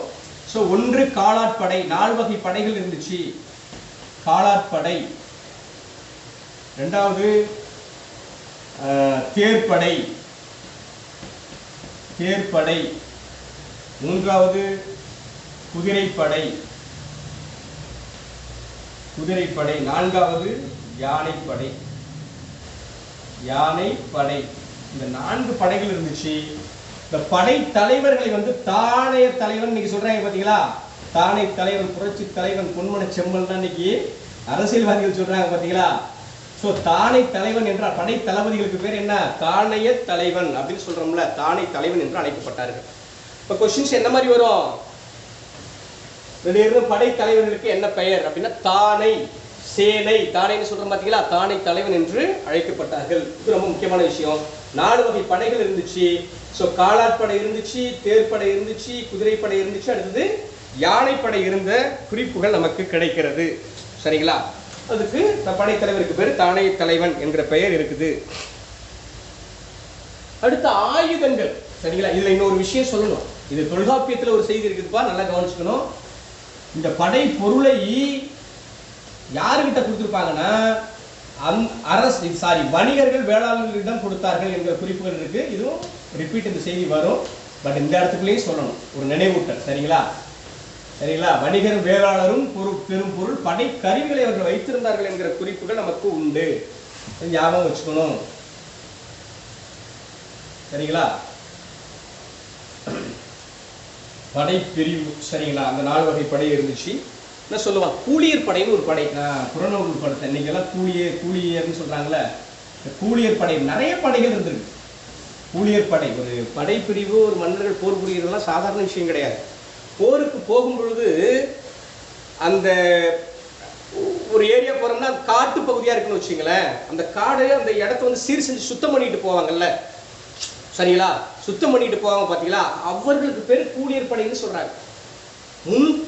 அதாவது மன்னர் போறதுக்கு முன்னாடி ஒரு டீம் போய் என்ன பண்ணோம்னா அந்த ஏரியாவை சுத்தம் பண்ணிக்கிட்டே போகும். பியூரா அந்த ஏரியாவை மன்னர் வருவதற்காக சுத்தம் பண்ணிட்டு வர்றதுக்கு படை பேர் கூலியர் படை அப்படின்னு சொல்லுவாங்க. அப்படி நிறைய படை பேர்கள் இருக்கு. நிறைய போர் முறைகள்லாம் பார்த்தோம்னா எக்கச்சக்கமாக இருக்கும். அது போரியலில் பார்க்கும்போது பார்ப்போம், ஒரு நினைவூட்டல், அதுக்காக அந்த செய்தியை சொன்னேன். ஸோ அதை ஞாபகம் வச்சுங்க. அடுத்தது வந்து என்ன அப்படின்னு பார்த்தீங்கன்னா, ஆயுதம் வைக்கும் இடம், ஆயுதங்கள் என்னென்ன இருந்துச்சு அப்படின்னு பார்க்கணும். ஆயுதம் வைக்கிற இடம் வந்து படை கொட்டில் என்று அழைக்கப்பட்டது. ஆயுதம் வைக்கக்கூடிய இடத்துக்கு பேர் என்ன? படை கொட்டில் என்று அழைக்கப்பட்டது. ஆயுதம் என்னென்ன இருந்துச்சு? வில்லு, அம்பு, வில்லம்பு நமக்கு தெரியும், வாள், ஈட்டி, தோமாரம். அப்போ விட்டோம்னா திரும்பி ரிட்டர்ன் வந்து அடிக்கிற மாதிரி காட்டுறாங்க பாத்தீங்களா? இது பழைய காலத்துல இந்த தோமாரம், சரிங்களா? தோமாரம் போன்ற கருவிகள்னு சொல்றாங்க. நிறைய கருவிகள் இருக்கு எக்கச்சக்கமா. அது குறிப்பா சில கருவிகளை மட்டும் நமக்கு சொல்றாங்க, சரிங்களா? அது ஞாபகம். கேடயம், கையில் வச்சிருக்க கேடயம், ஈட்டி சொல்லிட்டோமா, கேடயம் போன்ற பல கருவிகள். இது ஒரு சாதாரண விஷயம். நீங்க நல்லா யோசிச்சு பாருங்க. நம்ம தமிழ் சமூகத்தை என்ன சொல்றாங்க அப்படின்னு பாத்தீங்கன்னா, ஒரு இரும்பு கால சமூகம், இரும்பு பொருளை அறியாதவர்களாக தமிழர்கள் விளங்கினார்கள் அப்படின்னு சொல்லப்படுறது உண்டு. பட் நான் என்ன கேட்கிறேன் அப்படின்னா, இந்த ஆயுதம்னு நீங்க எழுதிட்டோம், சங்க காலம்னு சொல்றோம், கிமு 3ஆம் நூற்றாண்டு 5ஆம் நூற்றாண்டுன்னு சொல்றோம். இப்போ வில்லு எதுல உருவாக்கியிருப்பாங்க? மரத்துல உருவாக்கியிருப்பாங்களா? மரத்தாலான பொருட்களும் உண்டு. ஆனா இப்போ ஆயுதங்கள், அம்பு எப்படி உருவாக்கியிருக்காங்க? வாள், மன்னர்கள் வைத்திருந்த வாள் இன்னைக்கு நம்ம சென்னை அரசு அருங்காட்சியகத்தில் இருக்க அந்த வாள்லாம் இன்னைக்கு கொண்டு போய் நம்மளால தூக்க முடியாது, அவ்வளோ வெயிட்டேஜா இருக்கு. நம்மளை தொட விட மாட்டாங்க, அது வேற விஷயம். அதை பார்க்கறதுக்கே நம்ம அசந்து போவோம். ஸோ வாள், பண்டைய கால வாள்கள் நமக்கு கிடைச்சிருக்கு, ஈட்டி கிடைச்சிருக்கு, தோமரம் போன்ற பொருளை ஒரு பொருளை உள்ள விட்டோம்னா கரெக்டாக கொண்டு வந்து கையில் கிடைக்குது. வந்து போகிற போக்கில் போய் ரிட்டர்ன் ஆகி வர்ற ஒரு, எப்படி அந்த மாதிரியான பொருட்களை உருவாக்கி இருக்க முடியாத கேடயங்கள், கையில் தற்காத்துக்கு என்ன பண்ணுறான்? கேடயத்தை வச்சுக்கிட்டு தான் வெட்டி இருக்கிறான். ஸோ அந்த மாதிரி அவ்வளவு பொருட்களை உருவாக்கி இருக்கிறாங்க. ஆனால் என்ன ஆகுது? ரெக்கார்டெல்லாம் நிறையா இல்லாமல் போணுச்சு. அதனால தமிழ் சமூகத்தை வந்து புறந்தள்ளி பின்தள்ளியே வச்சிருந்தாங்க. ஸோ இங்கே நம்ம பாயிண்ட்டுக்கு போயிடுவோம். ஆயுதங்கள் எக்கச்சக்கமாக இருந்துச்சு. ஆயுதம் வைக்கக்கூடிய இடத்துக்கு பேர் என்ன? படைக்கொட்டில் என்று அழைக்கப்பட்டது அப்படிங்கிறத நல்லா தெளிவாக ஞாபகம் வச்சுங்க. ஸோ அடுத்தது வந்து கோட்டைகள், கோட்டை கொத்தளங்கள்னு சொல்லுவோம். கோட்டைகள் இருந்தது, அரண்கள் இருந்தது, வீடுகள் இருக்கு பார்த்தீங்களா, அரண்கள். கடியரன்னு சொல்லுவோம். அரண்கள், கடி அப்படின்னா முழுமைய, கடிங்கிற சொல் பலவுரு பிடித்த ஒரு சொல், கடிங்கிற சொல்லு. இந்த இடத்துல கடி அரண் அப்படின்னே ஒரு பேர் வருதுன்னு வச்சுங்களேன். முற்றிலும் பாதுகாக்கப்பட்ட அரண்னு சொல்லுவோம், சரிங்களா? அரண்மனை, எக்கச்சக்கமான அரண்மனை இருந்துச்சு, முழு பாதுகாவலோடு, எல்லா பாதுகாப்பும். ஒரு சின்ன ஈகாக்கா கூட உள்ள போக முடியாதுன்னு சொல்றேன் பாத்தீங்களா? அந்த மாதிரி இருக்கும். நான் ஏற்கனவே சொல்லியிருப்பேன், மதுரை பகுதிக்குள்ள உள்ள போகணும்னா எப்படி இருக்கும்? புலிக்குகை மாதிரி இருக்குமா. அது உள்ள போகும் பொழுதே பயமா இருக்குமா நமக்கு. அந்த மாதிரியான ஒரு இன்ஃப்ராஸ்ட்ரக்சர்ஸ் என்ன பண்ணியிருந்தாங்க? மன்னர்களுடைய இடம் இருந்துச்சு. நீங்க தஞ்சாவூர் பெரிய கோயில் போய் பார்த்தீங்கன்னா உங்களுக்கு தெரியும். தஞ்சாவூர் பெரிய கோயில் மாதிரி ஒரு பிரம்மாண்டமான ஒரு போரியல், அதாவது யுத்த தந்திரத்தினால் உருவாக்கப்பட்ட ஒரு இடம். நம்ம போய் எல்லாரும் போய் சாமின்னு கும்பிடுறோம், அது வேற விஷயம். ஆனால் அந்த தொடக்க சூழலே வேற மாதிரி இருக்கும். ஒரு எக்ஸாம்பிளுக்கு நான் சொல்லணும், ஏன்னா இது நம்ம சப்ஜெக்டோட வர்ற விஷயம் தான். கோட்டைகள் இருந்துச்சு, அரண்மனை இருந்துச்சுன்னு சொல்லும். அப்போ கோட்டைகள், அரண்மனைகள் முழுமையாக பாதுகாக்கப்பட்ட இடமாக இருந்துச்சு. அது எப்படிப்பா இருந்துச்சு அப்படின்னு பார்த்தீங்கன்னா, ஒரு உதாரணம் தஞ்சாவூர் கோயிலை ஒரு எக்ஸாம்பிளுக்கு சொல்றேன். அந்த கோயில் இப்படிதான் இருக்குது, சரிங்களா? இதை பற்றி நம்ம அப்புறம் பார்க்கலாம். ஒரு உதாரணத்துக்கு படம் வரைகிறேன். வசுமதி படமெல்லாம் சுமாராக தான் வரைய தெரியும், சரிங்களா? ஜஸ்ட் ஒரு எக்ஸாம்பிளுக்காக உங்களுக்கு நான் சொல்றேன், புரிஞ்சுக்கணும், சரிங்களா? இது வந்து தரைப்பகுதி, ஓகேங்களா? இது கீழ்ப்பகுதின்னு சொல்றாங்க, நம்ம பார்க்க வேண்டியதில்லை, சரிங்களா? ஒரு கோயில், சரிங்களா? அது உங்களுக்கு இமேஜினேஷன்ல நேச்சுரல் கோயிலை நீங்க கெஸ் பண்ணிங்க. நல்லா கவனிச்சுக்கணும். இந்த ஸ்ட்ரக்சர்ல ஃபர்ஸ்ட் என்னன்னா, ஒரு குறிப்பிட்ட ஒரு 10 கிலோமீட்டர் எல்லை பரப்புல இந்த மாதிரி இருக்கும். ஒரு இந்த கோயிலுக்குள்ள போறீங்கன்னா, இந்த எல்லை பரப்புல அப்படி போகணும்னா நீங்க நல்லா புரிஞ்சுக்கணும். இப்படி போறீங்கன்னா ஒரு 10 கிலோமீட்டர் வரைக்கும் ஒரு பெரிய பாதுகாப்பு அரண் இருக்கும். ஃபர்ஸ்ட். செகண்ட் ஆஃப் என்னன்னா, நகர்ப்புற பகுதிகள் இருக்கும். அது மன்னர்கள் உலாவக்கூடிய இடமாக இருக்கும். ராஜா நடந்து போற பகுதியா மட்டும்தான் இருக்கும், சரிங்களா? எல்லாரும் பொது வீதிகள் இருக்காது. அப்போ ஒரு எல்லை பாதுகாப்புடைய இடம் இருக்கும். அரண்களும் பக்கத்துல, இந்த இடத்துக்குள்ள ஒரு அரண் இருக்குன்னு வச்சுக்கோங்க. ஒரு உதாரணத்துக்கு இந்த கோயிலை மட்டும் நான் கம்பேர் பண்றேன், சரிங்களா? இப்போ நீங்க தஞ்சாவூர் பகுதிக்குள்ள வந்துட்டீங்கன்னா, ஒரு உதாரணத்துக்கு சொல்றேன், பூங்கா இருக்கு பக்கத்துல, சிவகங்கை பூங்கான்னு இருக்கு. அந்த பூங்கா பேரு சிவகங்கை பூங்கா அப்படின்னு ஒரு பூங்கா இருக்குது. ராஜராஜ சோழனை கம்பேர் பண்ணி ஒரு ஜஸ்ட் ஒரு மன்னர்கள் எப்படி இருந்தாங்கன்னு சொல்ல வர்றோம். இதுல என்ன இருக்கு அப்படின்னு பாத்தீங்கன்னா, ஒரு செய்தி, இந்த இடம் இருக்குல்ல, வெளி அரண் இருக்கு பாத்தீங்களா? இந்த வெளி அரண்ல என்ன இருக்கும்னா, முழுக்க அகழி இருக்கும். புரியுதுங்களா? பேர் அகழி இருக்கும், பெரிய பள்ளமான அகழி இருக்கும். சுத்தி அந்த கோயில் அல்லது அரண்மனை கோட்டை கொத்தளங்களை சுத்தி பெரிய பேர் அகழி இருக்கு. அதுக்குள்ள ஒரு நம்ம ஏணி மாதிரி வச்சுதான் ஒரு இடத்துல இருந்து ஒரு சினிமா படங்களை பார்த்துக்கலாம். இப்போ உள்ள லாஸ்ட் படம் பொன்னியின் செல்வன் ஒரு படம் வந்துச்சு, அந்த காட்சிகளை பார்த்தீங்கன்னா உங்களுக்கு தெரிஞ்சிருக்கும். ஒரு பெரிய அகழிகள் இருக்கும். அந்த பள்ளத்தை தாண்டி வருவது சாதாரண விஷயம் கிடையாது. பாயிண்ட் 1. இந்த பள்ளத்தை தாண்டிட்டு ஒருத்தன் உள்ள வர்றான்னா இங்க நல்லா கவனிச்சு பாருங்க. அந்த தஞ்சாவூர் வந்தீங்கன்னா, தஞ்சாவூர் வந்திருந்தீங்கன்னா உங்களுக்கு தெரிஞ்சிருக்கு. இல்லை கோயிலை பற்றி ரிசர்ச் பண்ணீங்கன்னா, டிஸ்கஸ் யூடியூப்ல போட்டு பார்த்தீங்கன்னா உங்களுக்கு தெரியும். இப்படி வெளி அரணாக இப்படி இருக்கும், வெளிப்பகுதிக்குள்ள இப்படி இருக்கும். சரிங்களா? ஸோ இப்படி ஒரு அது என்னது மதில் சுவர் இருக்கும், நல்லா புரிஞ்சுக்கணும். சரிங்களா? இப்படி ஒரு மதில் சுவர் இருக்கும், பெரும் மதில் சுவர்கள் இருக்கும். அந்த மதில் சுவர் மேலே ஏறி நின்று என்ன பண்ணுவான், அந்த அகழிக்கு அங்க இருக்கக்கூடிய எதிரிகளை வீழ்த்துவார்கள் அப்படின்னு சொல்றோம். அதையே தாண்டி இந்த மதிலுக்குள்ள வந்துட்டா அப்படின்னா அந்த ஃப்ரண்ட் முன்னாடி இருக்கக்கூடிய மதில் சுவர் இருக்கு பாத்தீங்களா, அதுக்குள்ள ஜன்னலா இருக்கும். உள்ள பாத்தீங்கன்னா பெரிய பெரிய பாறாங்கற்கள் இருக்கும். நீங்க அது ஒரு கோரியெல்லாம் போய் பாத்தீங்கன்னா அவ்வளவு சிறப்பா இருக்கும். அந்த உள்ளுக்குள்ள இருந்து அந்த கற்களை வைத்துக் கொண்டு என்ன பண்ணுவான், அட்டாக் பண்ணுவான். பாகுபலி படத்துல அட்டாக் பண்றான் பாருங்க, ஒரு கல்லை வச்சுக்கிட்டு அப்படியே துணியை சுத்தி தீயை மூட்டி அடிக்கிறான் பாருங்க. அந்த மாதிரியான ஒரு மெத்தட அங்கேயே வச்சிருக்கிறான். இன்னும் அந்த கற்கள் இருக்கும், போய் பாத்தீங்கன்னா உங்களுக்கு தெரியும். அதையும் தாண்டி உள்ளுக்குள்ள போனீங்கன்னா அந்த கோயில்களுக்குள்ள சின்ன சின்ன கோயில்கள் இருக்கும் ஃப்ரண்ட்ல. அதுல என்னன்னா உள்ள நின்றுகிட்டு இங்க இருந்து அம்பு அடிக்க முடியும், அங்க உள்ளவன் இங்க அடிக்க முடியாது. ஸோ அந்த மாதிரி முழு பாதுகாக்கப்பட்ட இடம். அதையும் தாண்டி என்ன, அப்படியும் கோயிலுக்குள்ள போயிடுறான், அரண்மனைக்குள்ள போயிடுறான். கோயிலுக்குள்ள போயிட்டா ராஜராஜ சோழன் 3ஆம் ராஜராஜ சோழன் என்ன பண்ணா, பாண்டிய மன்னனிடம் தோற்று ஓடினான்ங்கிறது வரல. இப்போ எப்படிப்பா போனா அப்படின்னா, கீழே சுரங்கப்பாதை வச்சிருப்பா, சுரங்கத்திலிருந்து எங்கேயோ 10 கிலோமீட்டர் தாண்டி சுரங்கப்பாதையில வச்சிருந்துருக்கான். அப்போ அவருடைய கட்டடக்கலை நுட்பம் எப்படி இருக்குன்னு நம்ம யோசிக்கணும். அதே மாதிரி பக்கத்துல பூங்கா இருக்குது, ஒரு குளக்கரை இருக்குது. கோயில இருந்து அந்த குளக்கரைக்கு வருவதற்கு சிறு வழியை வச்சிருக்கான், சிறு வழி. அதுக்குள்ள ஒரே ஒரு ஆள் மட்டும் தான் நடந்து வர முடியும். அது மன்னர்கள் வந்திருக்கிறாங்க, குளித்திருக்காங்க, இறைவனை வந்து வணங்கி இருக்கிறாங்க, வேற யாரும் உள்ளுக்குள்ள வரும். முழு பாதுகாக்கப்பட்ட அரணாக. அதே மாதிரி அரண்மனை வளாகத்துல ஒரே ஒரு காட்சி மட்டும் சொல்லிட்டு பாடத்துக்கு போயிடுவோம். ஒரு பெரிய லைட் ஹவுஸ் மாதிரி இருக்கு. நீங்க அங்க போய் அந்த ஏரியா என்னன்னா நல்லா கவனிச்சுக்கணும். பெரிய இடம், சரியா? எத்தனை மீட்டர் எத்தனை அளவு நமக்கு தெரியல, இப்படி இருக்கும் அந்த இடம். நீங்க உள்ளுக்குள்ள இதை அழிச்சுட்டு சொன்னா உங்களுக்கு புரியும். ஒரு எக்ஸாம்பிளுக்காக அந்த செய்தியெல்லாம் சொல்றேன். இந்த மாதிரி நிறைய செய்திகளை புரிஞ்சுக்கிட்டு நம்ம போனோம்னா கொஞ்சம் நல்லா இருக்கும். வரலாறா போயிட்டுன்னு நினைக்க வேண்டாம். இங்க பாருங்க, இங்க இருக்குல்ல, இதே ஸ்ட்ரக்சர்ல யூனிஃபார்மா என்ன இருக்கும்னா இப்படி இருக்கும். சும்மா ஜஸ்ட் வரைகிறேன். ஒரு பாதைக்குள்ள நீங்க யாரும் போகவே முடியாது. மொத்தத்தையும் இந்த இடத்தையே இதை அப்படியே சிதைச்சா மட்டும்தான் உண்டு. இதுக்குள்ள அப்படி ஏறி நீங்க உள்ள போறீங்கன்னா அந்த இடம் இருட்டா இருக்கும். இங்க இருந்து யாரும் வர்றானே தெரியாது. ஒரு இடத்துல இருந்து இன்னொரு இடத்துல அப்படி போறது அவ்வளவு கலைநுட்பத்தில எல்லாம் உருவாக்கியிருக்காங்க. சரிங்களா? எனக்கு தெரிஞ்ச விஷயம் அது. ஸோ அதுக்காக உங்களுக்கு ஷேர் பண்றேன். ஸோ இந்த மாதிரி மன்னர்களுடைய பாதுகாப்பு அரண் இன்னைக்கு நேரத்தில் பழங்காலத்திலிருந்து எப்படி இருக்கு, மிகப்பெரிய பாதுகாப்பு அரண்கள் இருந்திருக்குது என்கிற குறிப்புகள் நமக்கு கிடைக்குது. அடுத்தது வந்து அரசருங்க நீதி வழங்குற மாதிரி கிராமத்துல நீதி வழங்குறாங்க, கிராம தலைவர்கள் நீதி வழங்கினார்கள் அப்படின்னு சொல்லப்படுது. ஊர் வந்து பேரூர் என்கிற ஊர் இருந்திருக்குது. அடுத்தது என்ன, பெரிய ஊர் சிற்றூர் அப்படிங்கிற பகுதியில் இருந்திருக்கு. சின்ன ஊர், கிராமங்கள் பேரு சிற்றூர் என்கிற அழைக்கப்பட்டுச்சு. அடுத்தது வந்து பேரூர், கொஞ்சம் பெரிய ஒரு நகரம் போன்று இருக்கக்கூடிய பகுதிகள் பேரூர் என்று அழைக்கப்பட்டுச்சு அப்படிங்கிற குறிப்புகள் நமக்கு கிடைக்குது. பட்டினம் அப்படின்னு சொன்னா எதை சொல்லுவாங்க, கடற்கரை பகுதிகளுக்கு பேர் தான் முழுக்க முழுக்க பட்டினம். காவிரி பூம்பட்டினம், பட்டினப்பாக்கம், சரிங்களா, கோட்டை பட்டினம், அதிராம்பட்டினம், நீங்க எந்த பேரை சொன்னாலும் சரி, பட்டினம் அப்படின்னு ஒரு பட்டணம். பட்டணம்ங்கிறது வேற, பட்டினம்னு வந்தாலே கடல் சார்ந்த பகுதியை சொல்லுவார்கள். இப்படி ஞாபகம் வச்சுக்கணும். குடி என்கிற சொல்ல என்ன, பெரும்பகுதி மக்கள் குடியிருக்கக்கூடிய இடத்திற்கு பேரு குடி என்று கூறுவார்கள். சரிங்களா? அதையும் ஞாபகம் வச்சுக்கணும். சேரி என்கிற பெயர்களும் உண்டு. மக்கள், கிராமப்புற மக்கள் வாழக்கூடிய பகுதிக்கு சேரி என்கிற பெயர்களும் உண்டு. சரிங்களா? இப்படியும் அழைத்திருக்கிறார்கள் அப்படிங்கிறது காணப்படுது.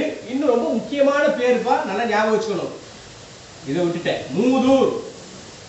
மிகப்பெரிய பழமையான ஊருக்கு பேரு மூதூர்னு சொல்லி அழைப்பார்கள். சரிங்களா? எல்லா ஊரும் மூதூரா இருக்காது, சில பகுதிகள் தான் இருக்கும். ஸோ மூதூர் அப்படிங்கிறது ரொம்ப பாரம்பரியம் மிகுந்த பகுதியாக இருந்துச்சு. அது மூதூராக, மூதூர் என்கிற பெயர்கள் இதில் வழங்கப்பட்டிருக்குது அப்படின்னு சொல்றாங்க. இதெல்லாம் நம்ம புத்தகத்துல தெளிவா ஷார்ப்பா உள்ள விஷயத்த சொல்லிட்டு இருக்கிறோம். புகார் என்கிற சொல் சொல்லப்பட்டிருக்குது. கடற்கரை பகுதிக்கு இன்னொரு பேரு புகார்ங்கிறது ஒரு பொதுச்சொல்னே சொல்றேன். சரிங்களா? துறைமுக பட்டினம் இருக்கு பாத்தீங்களா, புகுகின்ற இடம், அப்போ புகாருங்கிறது ஆக்சுவலி ஒரு பொதுச்சொல் தான் என்கிற குறிப்புகள் நமக்கு கிடைக்குது. சரிங்களா? முக்கிய நகரங்கள் சொல்லப்படுது. அந்த முக்கிய நகரங்களை பற்றி தனியாக ஒரு பார்த்து பார்க்கணும்.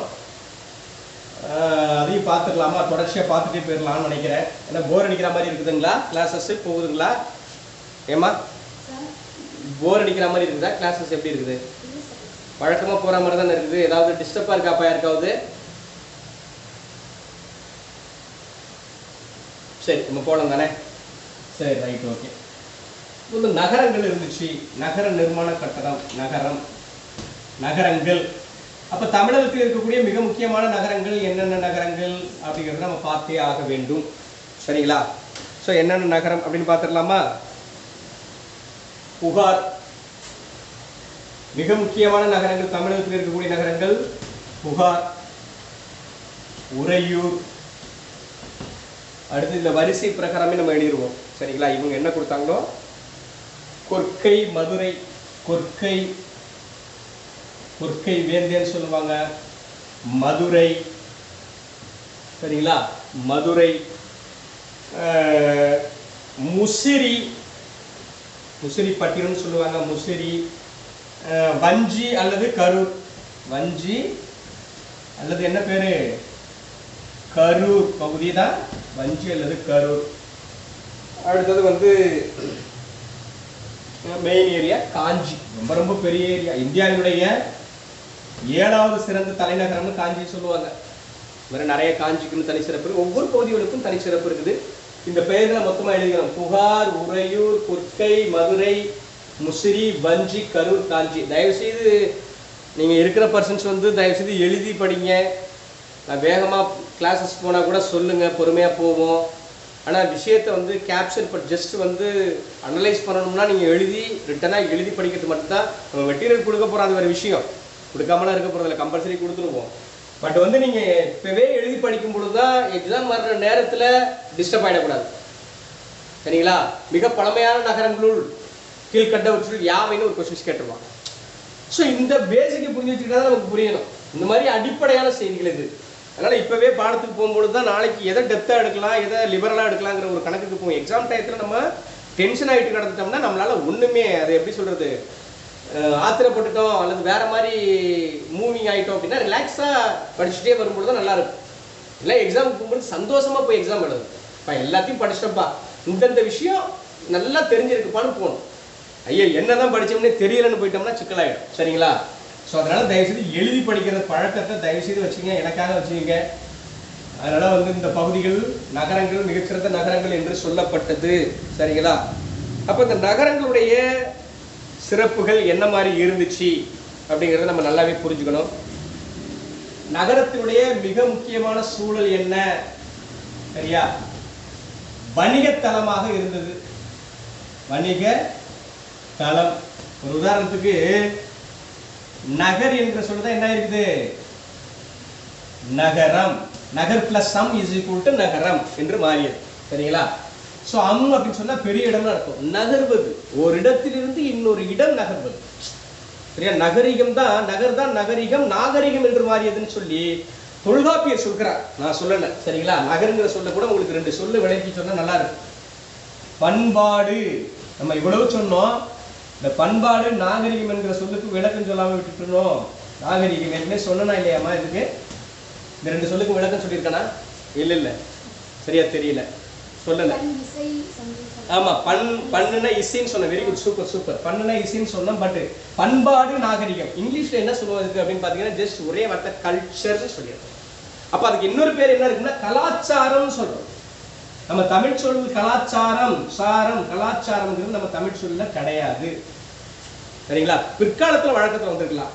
பட் வந்து பண்பாடு நாகரிகம்னு சொல்லுவோம். ஏன்னா நம்ம பாடமே தமிழ் சமூகமும் பண்பாடும் மரபும், சரிங்களா, பழக்க வழக்கங்கள் மரபுகளாக மாறியது.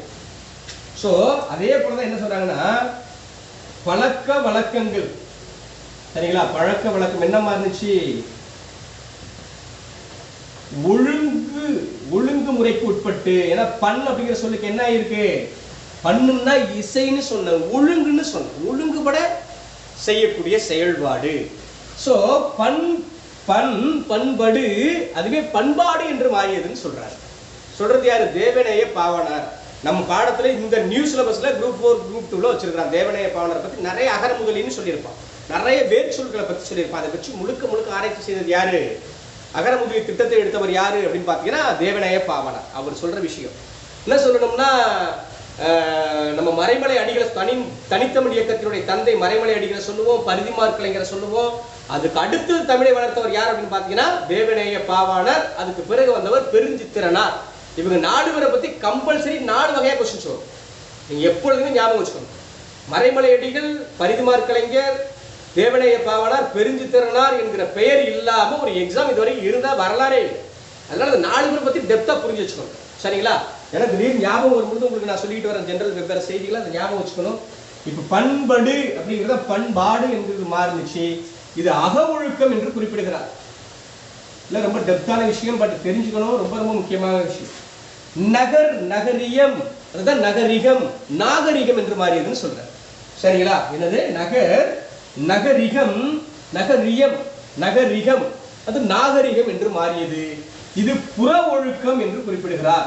என்ன சொல்றாரு? அக ஒழுக்கம், புற ஒழுக்கம் என்று வகைப்படுத்துகிறார். அப்ப பண்பாடு நாகரிகம்ங்கிறது 2 ஒத்தை சொல் அல்ல. எல்லா சொல்லும் தொல்காப்பியர் சொல்லுவார், எல்லா சொல்லும் பொருள் குறித்தனவே. சொல்லதிகாரத்துல சொல்றாரு, ஒவ்வொரு சொல்லும் ஒரு பொருளை குறித்துத்தான் அமையும். அப்ப அதுதான் வேர் சொல்லாய். பண்படு அப்படிங்கிறதா பண்பாடுன்னு மாறிச்சுப்பா.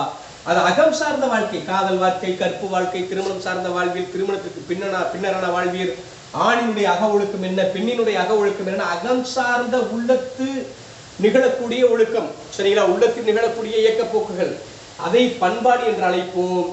புறத்தில் நடக்கக்கூடிய ஒழுக்கங்கள், உதாரணத்துக்கு வணிகம் கூட புற ஒழுக்கம் தான். புறத்தில் இப்படிதான் நடக்குது. நமக்குன்னு ஒரு தன்மானம் இருக்கு, நமக்குன்னு ஒரு ரெஸ்பெக்ட் இருக்குது. நம்ம மானத்தோட வாழணும், இப்படி வாழணும், அப்படி வாழணும், பொய் சொல்லக்கூடாது, திருடக்கூடாது, ஏமாற்றக்கூடாது. உள்ளுக்குள்ள இருந்தாலும் அது புறம் சார்ந்த செயல்பாடுகள், அது நாகரிகம் என்று சொல்லப்படுகிறது உண்டு. சரிங்களா? இந்த வார்த்தை இந்த நேரத்துக்கு நகர்ங்கிறதுனால ஞாபகம் வந்ததுனால சொல்றேன். எல்லாம் அங்கங்க போய் எழுதி வச்சுங்க, ரொம்ப யூஸ்ஃபுல்லா இருக்கும். நகர், நகரம்னு வந்துச்சு. இது எதுக்கு நம்ம சொல்லணும் அப்படின்னா, நகரமே என்னன்னுச்சு? வணிக மையமாக இருந்துச்சு ஃபர்ஸ்ட். செகண்ட் என்ன விஷயங்கள் இருந்துச்சு அப்படின்னு பாத்தீங்கன்னா, செகண்ட் என்ன விஷயமா இருக்குன்னா கடல்சார் பகுதியா இருக்கும். கடல்சார் பகுதியில் என்னவா இருக்கும் அப்படின்னா துறைமுகங்களாக இருக்கும். சரிங்களா? அது ஒரு எக்ஸாம்பிள் தான் இப்ப நம்ம பார்க்க போறது. இதெல்லாம் கலந்த கலவையாக தான் அந்த நகர், அந்த சூழல் இருக்கு. ஏன்னா பிசினஸ் ஏரியா முழுக்க வணிக மையமாக, வணிகத்தலமாக இருந்திருக்குது அப்படிங்கிற குறிப்புகள் நமக்கு கிடைக்குது. வெளிநாட்டவர்கள் பல பேர் வந்திருக்காங்க, பல பேர் இருந்திருக்காங்கிற செய்தியெல்லாம் ஏற்கனவே பார்த்துட்டோம். ரோமர்கள் அரிக்குமட்டில் தங்கியிருந்த குறிப்புகள், அகஸ்டஸ்க்கு மதுரையில சிலை வைத்திருந்தார்கள். யவனர்கள் என்று சொல்வார்கள். யவனர்கள் பெயர் யாருக்குரியது? கிரேக்கர்கள், ரோமர்கள், அந்த மேற்கு பகுதியிலிருந்து வரவர்கள் எல்லாருக்கும் பேர் யவனர் என்று அழைக்கப்பட்டார்கள். சரிங்களா? அப்போ அவங்களாம் தங்கியிருந்த காட்சிகள்லாம் நம்ம பார்த்திருந்தோம். இதுல நகரத்துல ஃபர்ஸ்ட் நம்ம பார்க்க போறது பூம்புகார். சரிங்களா? என்ன பகுதி? பூம்புகார் ரொம்ப முக்கியமான களம். இது தமிழகத்தினுடைய மிக முக்கியமான களத்தில் ஒன்றாக இருக்கக்கூடியது பூம்புகார். மற்ற நகரங்களில் மாறுபட்டது என்கிற கருத்து முதன்னு சொல்றாங்க. மற்ற நகரங்களில் மாறுபட்டது அப்படிங்கிற கருத்து சொல்லப்படுது. ஒரு நகர கட்டமைப்பு இன்னைக்கு போனீங்கன்னா எப்படி இருக்கும்னா, அந்த ஏரியா போயிருந்தா உங்களுக்கு தெரிஞ்சிருக்கும், அலை அடிச்சுக்கிட்டே இருக்கும். இப்போ மெரினா பீச் மாதிரி கிடையாது.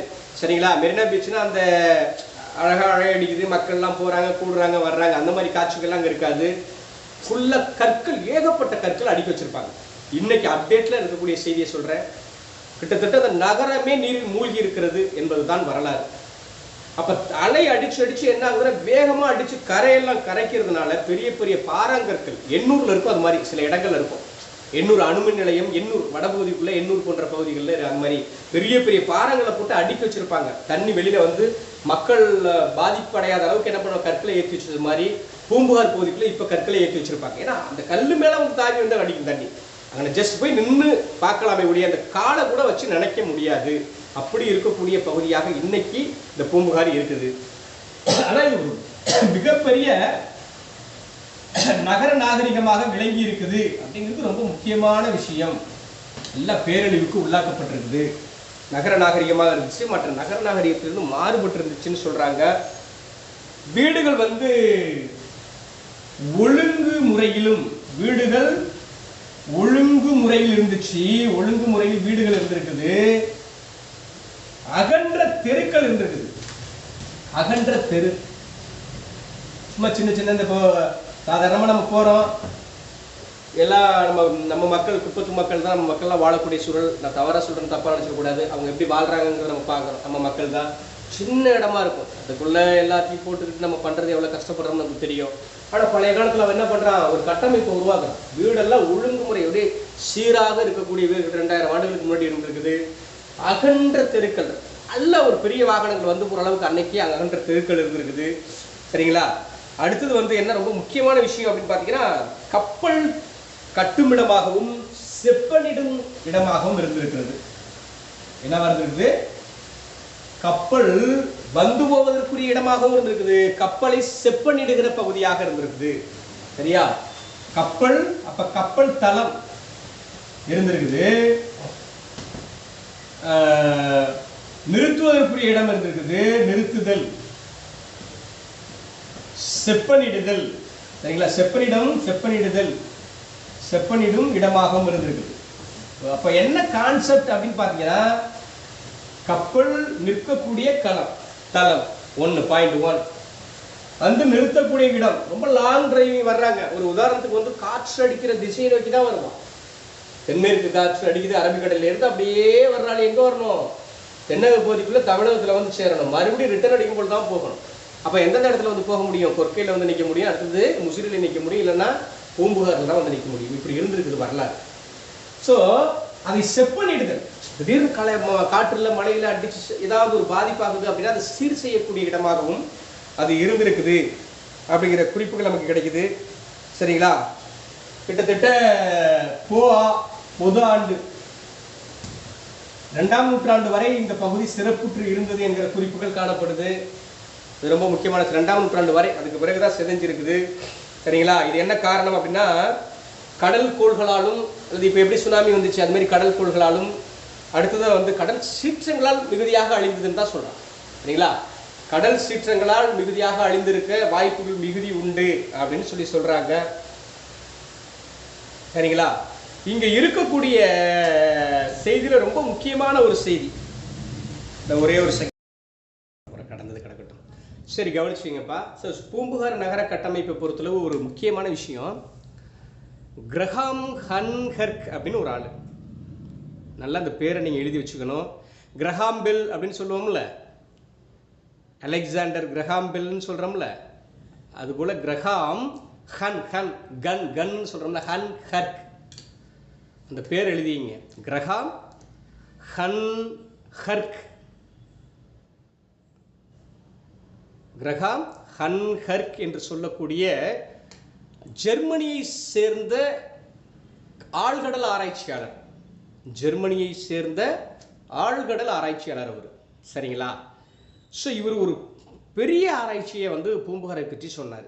என்ன ஒரு செய்தி அப்படின்னு பார்த்தீங்கன்னா, உலக நாகரிகங்கள்லே வந்து மெசபடோமிய நாகரிகம் தான், அதாவது சுமேரிய நாகரிகம்னு அதுக்கு சொல்லுவோம், அதுதான் இருக்கிறதுலே பழமையான நாகரிகம் அப்படிங்கிற கருத்தை வந்து உலகம் ஏற்றுக்கொண்டிருக்குது. இன்றைய வரையிலும் வரலாறு தொட்டோம்னா ஃபர்ஸ்ட் நாகரிகம் சுமேரிய நாகரிகம், அதாவது அதுக்கு இன்னொரு பேர் என்ன, மெசபடோமிய நாகரிகம்னு ஏற்கனவே நம்ம சொல்லியிருக்கிறோம். இவர் என்ன சொன்னார்னா, அது என்ன காலம் அப்படின்னு பார்த்தீங்கன்னா, சுமார் ஒரு 3500 ஆண்டுகளுக்கு முற்பட்டது, 3300 ஆண்டுகள் அல்லது 3500 ஆண்டுகளுக்கு முற்பட்டது அப்படிங்கிறது தான் அந்த சுமேரிய நாகரிகம்னு சொல்கிறோம். ஆனால் அதில் என்ன ஒரு பெரிய விஷயம் அப்படின்னு பார்த்தீங்கன்னா, சுமார் 9000 ஆண்டுகளுக்கு முற்பட்ட நாகரிகம் எது, பூம்புகார் நகர நாகரிகம் என்கிற கருத்தை அவர் சொன்னார். ஒரு பெரிய உலக அளவில் ஒரு சர்ச்சையை உருவாக்கிய விஷயம். ஆனால் அதை வந்து இன்னும் கன்ஃபார்ம் பண்ணாமல் அப்படியே அந்த ஆய்வு அதோட பாதியோட விட்டுட்டு அவர் போயிட்டார். அவரை விட்டு டிஸ்டர்ப் பண்ணிட்டாங்கன்னு நினைக்கிறோம். சரிங்களா? அவர் அந்த ஆய்வு பண்ண என்ன, கிமு பொது ஆண்டுக்கு முன்னர் 9000 ஆண்டுகள், நல்லா புரிஞ்சுக்கணும், கிமு 9000, பொது ஆண்டுக்கு முன்னர் 9000 ஆண்டுகளுக்கு முற்பட்ட ஒரு நகர பகுதியாக, நகர நாகரிகமாக அது விளங்கியது அப்படின்னு சொல்லி பெங்களூரில் ஒரு மிட் சொசைட்டி, ஒரு டீம் ஆர்கனைஸ் பண்ணி சிவிலைசேஷனை பற்றி டிஸ்கஸ் பண்ணுற ஒரு ஏரியா, சிவிலைசேஷனை நாகரிகம்னு சொல்கிறோம், அந்த நாகரிகத்தை பற்றி டிஸ்கஸ் பண்ணுற ஏரியாக்குள்ளே இவர் போய் தன்னுடைய வாதத்தை முன்வைத்தார். அவர் உள்ளுக்குள்ளே போகும்பொழுது என்ன நடந்துச்சு அப்படின்னு பார்த்தீங்கன்னா, அங்கே இருந்த ஏரியா அந்த பூம்புகார் அவர் கற்பனையாக ஒரு கடல் பகுதிக்குள்ளே போய் ஆராய்ச்சி பண்ணார். செங்கல் கட்டுமானங்கள் அங்கங்கே இருந்துச்சு. இன்றைக்கும் இருக்குது இந்த தடயங்கள் ஆர்கியாலஜி டிபார்ட்மெண்ட் தொல்லியல் ஆய்வுகள் ஆர்கியாலஜி செங்கல் கட்டுமானங்கள் எங்கள் பூமிக்குள்ளே கீழே அதாவது நீருக்குள்ளே இருக்குது. அது ரெண்டு செங்கல் கட்டுமானம் இருக்குது. சரிங்களா? அது என்னென்னா அந்த கப்பல் வந்து நிற்கக்கூடிய இடமாக இருக்கலாம் அப்படின்னு அவர் சொன்னார். இன்னொரு விஷயம் என்ன அப்படின்னு பார்த்தீங்கன்னா, குதிரையினுடைய லாடம் காலில் அடிப்பாங்களா, மாட்டுக்கு அடிப்பாங்க பார்த்தீங்களா, மாட்டுக்கு லாடம் அந்த இதெல்லாம் சீவிட்டு அந்த காலில் அடிக்கக்கூடிய லாடம் இருக்குது பார்த்தீங்களா, அதே போல் குதிரையினுடைய லாடம் போன்ற வடிவிலான ஒரு செங்கல் கட்டுமானமுடைய ஒரு சுவருடைய பகுதி இருந்துச்சு அங்கே அப்படின்னு சொல்கிறாரு. என்ன சொல்கிறாரு? குதிரையினுடைய லாடம் போன்ற வடிவத்திலான ஒரு கட்டட அமைப்பு அங்கே இருந்தது. சரி, லாடம்னா யூ ஷேஃபில் இருக்கும், நல்லா ஞாபகம் வச்சுக்கணும். சரிங்களா? ஸோ இந்த யூ ஷேஃபில் குதிரையினுடைய லாடத்தை போன்ற வடிவிலான ஒரு கட்டட அமைப்பு ஒன்று இருந்தது என்கிற குறிப்புகள் காணப்படுகிறது. சரிங்களா? இதில் இருக்கக்கூடிய முக்கியமான செய்தி. இதை தாண்டி எக்கச்சக்கமான சிலைகள் ப்ளஸ் சிலைகள்ங்கிறத விட நிறைய செங்கல் கட்டுமான பொருட்கள், மட்பாண்ட கருவிகள், சில நாணயங்கள் போன்ற பொருட்களை என்ன பண்ணியிருக்கிறாங்க, அவர்கள் எடுத்தார்கள் என்கிற குறிப்பு நமக்கு முழுமையாக கிடைக்குது. சரிங்களா? இது பூம்புகாரினுடைய விஷயங்கள். அந்த பூம்புகாரில் இன்னும் முக்கியமான விஷயம் என்ன அப்படின்னு பார்த்தீங்கன்னா, நம்ம சிலப்பதிகாரம். சரிங்களா? சிலப்பதிகாரங்கிற நூலை எழுதினது யாரு? இளங்கோவடிகள் சிலப்பதிகாரத்தை இயற்றுறாருன்னு சொல்கிறோம். ஸோ சேரன் ஆட்சி செய்த நிலப்பகுதியாக இருந்துச்சு. இந்த சிலப்பதிகாரத்தில் இருக்கக்கூடிய அத்தனை காதைகளும் மெஜாரிட்டி காதைகள் எதை சார்ந்திருக்கும்னா அந்த பூம்புகார் நகர நாகரிகத்தை மையப்படுத்தி மங்கள வாழ்த்து பாடலிருந்து நீங்கள்லாம் படித்து தமிழ் ஸ்டூடெண்ட்ஸ் கொஞ்சம் கூடுதலாக இருக்கிறதுனால உங்களுக்கு நல்லாவே தெரியும். ஸோ அது என்ன மாதிரியான சூழல் இருந்துச்சு அப்படிங்கிற ஒரு செய்தியும் அதில் நம்ம சிலப்பதிகாரத்தின் வழியாக நம்ம முழுமையாக புரிந்து கொள்ள முடியும். சரிங்களா? இது ஃபஸ்ட்டு என்ன பகுதியை சொன்னோம்? பூம்புகார்னு சொன்னோம். ரெண்டாவது பகுதி என்ன பகுதி எழுதி போட்டோம்? ஒரு நிமிஷம் வாங்கல, இப்படி ஒரு இடர்பாடான சொல்லலாம். 3 நிமிஷம் வாங்க.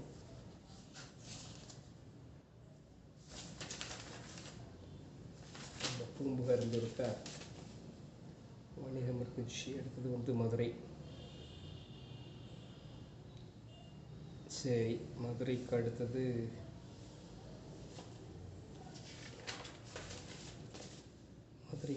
காஞ்சி.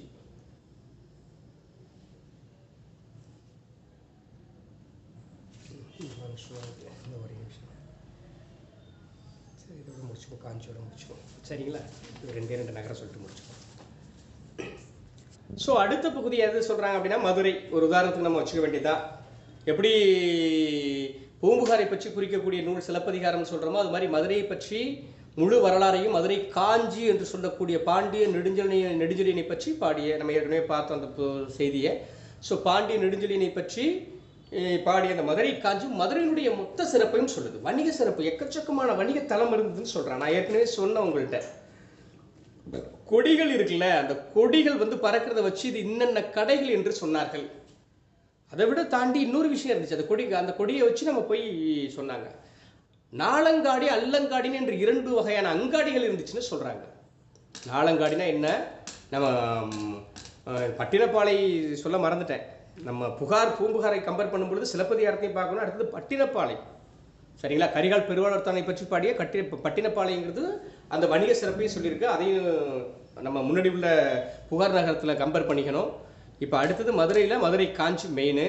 ஸோ அது போகும்பொழுதே புலிக்கொகை போன்று இருக்குது அப்படிங்கிற ஒரு காட்சி நான் ஏற்கனவே சொல்லியிருப்பேன். அங்கே கொடிகள் இருக்கும், அந்த கொடிகளை வச்சு இன்னென்ன கடைகள் என்று கண்டுபிடிப்பார்கள் அப்படிம்பாங்க. அடுத்தது நாளங்காடி அல்லங்காடிம்பாங்க. சரிங்களா? அப்போ பகல் பொழுதிலும் இரவு பொழுது, அதனால தான் தூங்கா நகரம் என்று அந்த பகுதி அழைக்கப்பட்டது. ஏன் தூங்கா நகரம் அப்படின்னு சொன்னாங்கன்னா இரவும் பகலுமே பிஸ்னஸ் நடந்த ஏரியாவாக இருந்துச்சு. அது அப்டேட் வரைக்கும் அப்படி தான் பிஸ்னஸ் நடக்கக்கூடிய பகுதிகளாக விளங்குகிறது. ஆக குறிப்பாக சொல்லணும் அப்படின்னு பார்த்தீங்கன்னா நாளங்காடி அல்லங்காடி என்கிற அந்த 2 வகையான அங்காடிகள், பகலில் இருக்கக்கூடிய நாளில் நடக்கக்கூடிய அங்காடி, இரவு அங்காடி, அங்காடி, இரவு அங்காடி என்று அழைக்கப்பட்டுச்சு. அந்த அளவுக்கு ஒரு சிறப்பிடம் பெற்ற பகுதியாக மதுரை, பக்கத்தில் இருக்கக்கூடிய கொர்க்கை, சரிங்களா, இதெல்லாம் வந்து பெரிய துறைமுக பட்டினமாக இருந்திருக்குது. ஏற்றுமதி இறக்குமதியில் ரொம்ப முக்கியத்தலமாக மதுரை விளங்கி இருக்குது. அதில் கொர்க்கை ரொம்ப முக்கியமான இடம். அது தனியாக பாற்றாக பிரித்து கொடுத்துருக்காங்க. மதுரை நகரம்ங்கிறதுனால நம்ம நகரத்தை மட்டும் பார்க்குறோம், ஆனால் நகரம் சார்ந்து இருக்கக்கூடிய பகுதி தான் கொர்க்கையும். பிஸ்னஸ் பயங்கரமாக நடந்திருக்குது. மதுரைனாலே நமக்கு தெரியும்.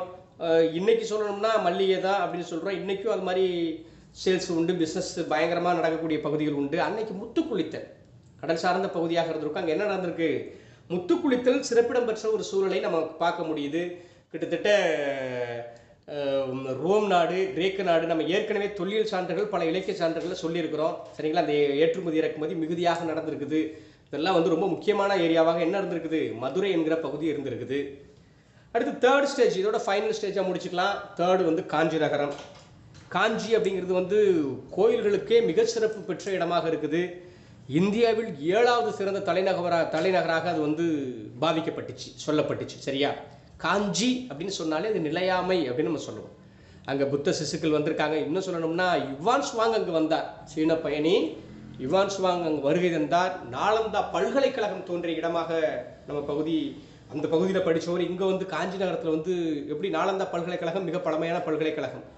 அங்கேயும் இந்தியாவில் பெரும் பல்கலைக்கழகம். அங்கே படித்தவர் காஞ்சிக்கு வர்றாரு. காஞ்சிகளும் வந்து என்ன பண்ணுறாரு? பள்ளின்னு சொல்லுவான். சமணவர்கள் தங்கி கல்வி கற்கக்கூடிய இடம் பள்ளின்னு சொல்லுவாங்க. நீங்கள் பள்ளிக்கூடம்னு சொல்கிறோம்ல, அந்த மாதிரி புத்த பள்ளிகள், சமண பள்ளிகள்லாம் நிறையா இருந்திருக்குது.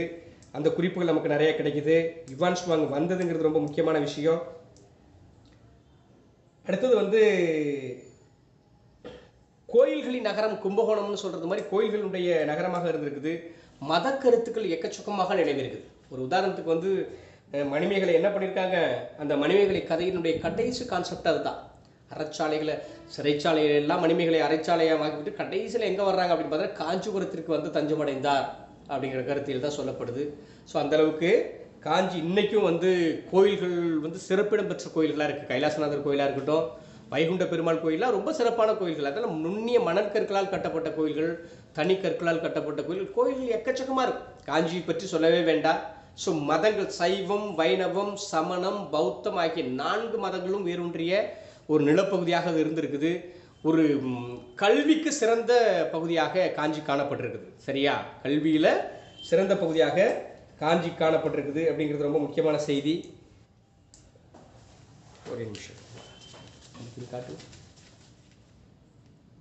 ஆமாம், கல்வி கரையில்லாத காஞ்சி என்று திருநாவுக்கரசர் கூறுகிறார். அது ரொம்ப முக்கியமான விஷயம், சரிங்களா. புத்தகையா, சாஞ்சி போன்ற பகுதிகள், சரிங்களா, அந்த தலங்களை புத்தகையா, சாஞ்சி போன்ற பகுதிகளிலும் காஞ்சிபுரம் ஒன்றாக இருந்திருக்குது, சரிங்களா. நான் ஏற்கனவே சொன்னது மாதிரி யுவான் சுவாங் நாலந்தா பல்கலைக்கழகத்தில் படித்தவர் என்ன பண்ணுறாரு? கூடுதல் படிப்பிற்காக காஞ்சிக்கு வந்திருக்கிறாரு அப்படிங்கிற செய்தியை சொல்கிறான். ஒரு யூஜி படிச்சுட்டு பிஜி படிக்கணும்னா நம்ம ஒரு சென்னை யூனிவர்சிட்டிக்கு போகிறோம், நம்ம மதுராந்தகத்தில் படிக்கிறோம், ஒரு சென்னை யூனிவர்சிட்டிக்கு போகிறோம், ஒரு மேல்மருவத்தூர் படிக்கிறோம், ஒரு சென்னை யூனிவர்சிட்டிக்கு போகிறாங்கிறது மாதிரி நாலந்தா பல்கலைக்கழகத்தில் படித்தவங்க கூடுதல் படிப்பாக படிக்க வேண்டும் என்கிற நோக்கத்தில் என்ன பண்ணியிருக்கிறாங்க? இங்கே வந்திருக்கிறாங்க அப்படிங்கிற குறிப்புகள் இருக்குது. ஏகப்பட்ட புத்த விகாரங்கள், சமண விகாரங்கள்னா புத்த கருத்துக்களை எடுத்து கொடுக்கக்கூடிய அந்த புத்த பிச்சுகள் இருக்காங்கல்ல, அவர்கள் தங்கிய இடமாக இருக்குது அப்படின்னு சொல்கிறாங்க. தொண்டை நாட்டினுடைய மிக பழமையான நகரம் காஞ்சி என்று சொல்லப்படுகிறது, சரிங்களா. அது ரொம்ப முக்கியமான விஷயம். அது என்னென்ன அப்படின்னு பார்த்தீங்கன்னா, தொண்டை நாடு பழமையான நகரம் ஞாபகம் வச்சுங்க. தர்மபாலர், ஜோதிபாலர், சுமதி, போதி தர்மர், நம்ம சூர்யா கூட அந்த படத்தை எடுத்திருப்பாரு. ஸோ போதி தர்மர் அப்படிங்கிறவர் என்ன பண்ணியிருக்காரு? அவர்களெல்லாம் காஞ்சிகள் பிறந்து வாழ்ந்தவர்கள் என்கிற குறிப்புகள் அங்கே கிடைக்கிறது, சரியா. இதுவே அதனுடைய கல்வி சிறப்பை எடுத்து எம்புகிறது, சரிங்களா. அதனால் வந்து அந்த மாதிரி ஒரு சிறப்பிடமாக இருக்குது. பல்லவர் காலத்தில் எக்கச்சக்கமான குடைவரை கோயில்கள் உருவாக்கப்பட்ட இடமாக தமிழகத்தில் தலை சிறந்த இடமாக விளங்கக்கூடியது எது? காஞ்சி தான். அது மெயினில் நீங்கள் ஜஸ்ட் ஞாபகம் வச்சுக்கிட்டு எழுதுங்க. குடைவரை கோயில்கள். மகாபலிபுரம் ரொம்ப ஃபேமஸ்ஸு. ஏன்னா வேர்ல்டுலேயே வந்து சீன அதிபர் வரும்பொழுது இந்தியாவிலே சிறந்த இடமாக எந்த இடம் இருக்குன்னு ஆராய்ச்சி பண்ணும் பொழுது மாமல்லபுரத்தை தேர்ந்தெடுத்தாங்க. அதே மாதிரி இப்போ நம்ம செஸ் ப்ரோக்ராம் நடக்கும் பொழுது சூஸ் பண்ணுற இடம் வந்து மாமல்லபுரம். ரொம்ப தூய்மையான பகுதியாக அந்த காஞ்சிபுரம் விளங்குது அப்படிங்கிற கருத்தியல் இருக்குது. இந்த காஞ்சிபுரத்துக்குள்ளே தான் நம்ம என்ன இருக்குது, இது அணுமின் நிலையம், கல்பாக்கம் அணுமின் நிலையம் ஒன்று இருக்குது அப்படிங்கிறதையும் முக்கியமான செய்தி. அது எக்ஸ்ட்ரா நடப்பு செய்தி, அது ஞாபகம் வச்சுங்க, சரிங்களா. இப்போ கைலாசநாதர் கோயிலை வந்து புகழ்பெற்ற கோயிலாக இருந்திருக்குது. நீர் மேலாண்மைக்கு முதலிடம் தந்திருக்கிறாங்க அப்படிங்கிற ஒரு செய்திகள்லாம் காணப்படுது. ஏரிகளின் மாவட்டம் என்று அழைக்கப்படுகிற மாவட்டம் காஞ்சியாக இருந்திருக்குது. வீராணம் ஏரி போன்ற ஏரிகள் சரிங்களா அப்படி இருந்திருக்குது. உதாரணத்துக்கு வந்து பூம்புகாரை வந்து துறைமுகம் நகரம் அப்படின்னு சொல்லுவாங்க. மதுரை வந்து தூங்கா நகரம் அல்லது வணிக நகரம் என்று அழைப்பார்கள். அதுபோல் காஞ்சி வந்து என்ன சொல்லுவாங்கன்னா கல்வி நகரம் என்று அழைத்தார்கள். சரிங்களா, அதை ஞாபகம் வச்சுங்க. இதுதான் இதில் இருக்கக்கூடிய அடிப்படை செய்தி. மற்ற நகரங்களை பற்றி நாளை பார்த்துட்டு அதனுடைய தொடர் செய்திகளை நம்ம நாளைக்கு பார்க்கலாம். சரிங்களா ஸ்டூடெண்ட்ஸ்? சரிங்களாம்மா ஸ்டூடெண்ட்ஸ்? ஓகேவா? ஓகே, நாளைக்கு பார்க்கலாம். கரண்ட் இல்லாததுனால இன்னைக்கு கொஞ்சம் இப்போ பார்த்துக்குவோம். செய்திகளை வந்து குறிப்பு தெளிவாக எடுத்துங்க. சந்தேகங்கள் கேளுங்க. உங்களுக்கு கொஷின் பேங்க் நான் ஆட்டோமேட்டிக்காக கொடுத்துருவேன். ஆன்லைன் கிளாஸஸ்க்கு கொஷின்ஸ் பேங்க் வந்து கட்டாயமாக கொடுத்துருவோம். டோன்ட் ஃபீல் நீங்கள் என்ன கொஸ்டின்ஸ்லாம் என்ன வரல போல வரணும்னு எந்த ஃபீலும் பண்ண வேண்டாம். சரிங்களா, உங்களுக்கு நீ விரும்புகிற அளவுக்கு தான் நாங்கள் பாடத்தை கொடுக்கணும்னு நினைக்கிறோமே ஒழிய நாங்களாக கிளாஸஸ் எடுத்தோம் ரெக்கார்டை ஃபாலோ பண்ணுறதுலாம் நம்ம கணக்கு கிடையாது. ஸோ கட்டாயமாக கூகுள் ஃபார்ம் மூலியாகவும் கொடுப்போம். தனி கொஸ்டின்ஸ் கொடுத்து நோட்டு போட்டு உங்களை எழுத வச்சுக்கிட்டே இருப்போம். பயிற்சி தொடர்ச்சியாக கொடுப்போம். அதுக்கான நல்ல ப்ரிப்பரில் இருக்கிறோம்.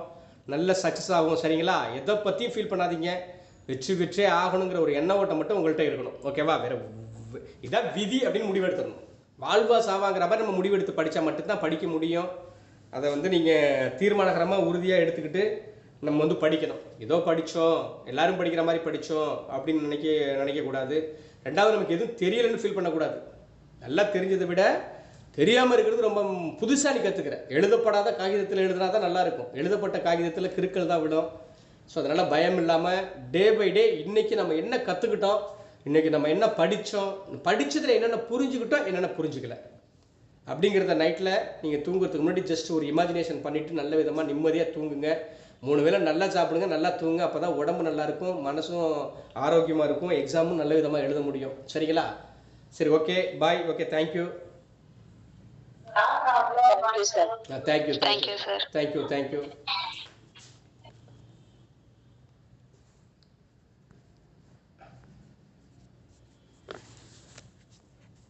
தேங்க்யூப்பா.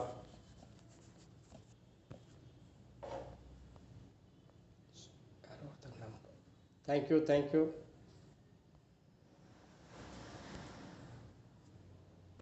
ஜெயா மேடமா ஜெயா சாரா ஜேஸ் யாருன்னு சரியாக தெரில. பட் வாங்க, உங்கள் பேர்களை கூட கேட்காத அளவுக்கு கிளாஸஸ் போயிட்டுருக்கு. நிறையா திடீர்னு உள்ள வர. சுஜின் யாருங்கப்பா? சுஜின் சார் போயிட்டிங்களா? சரி, பார்த்துக்கலாம். Okay, done. Okay, thank you sir.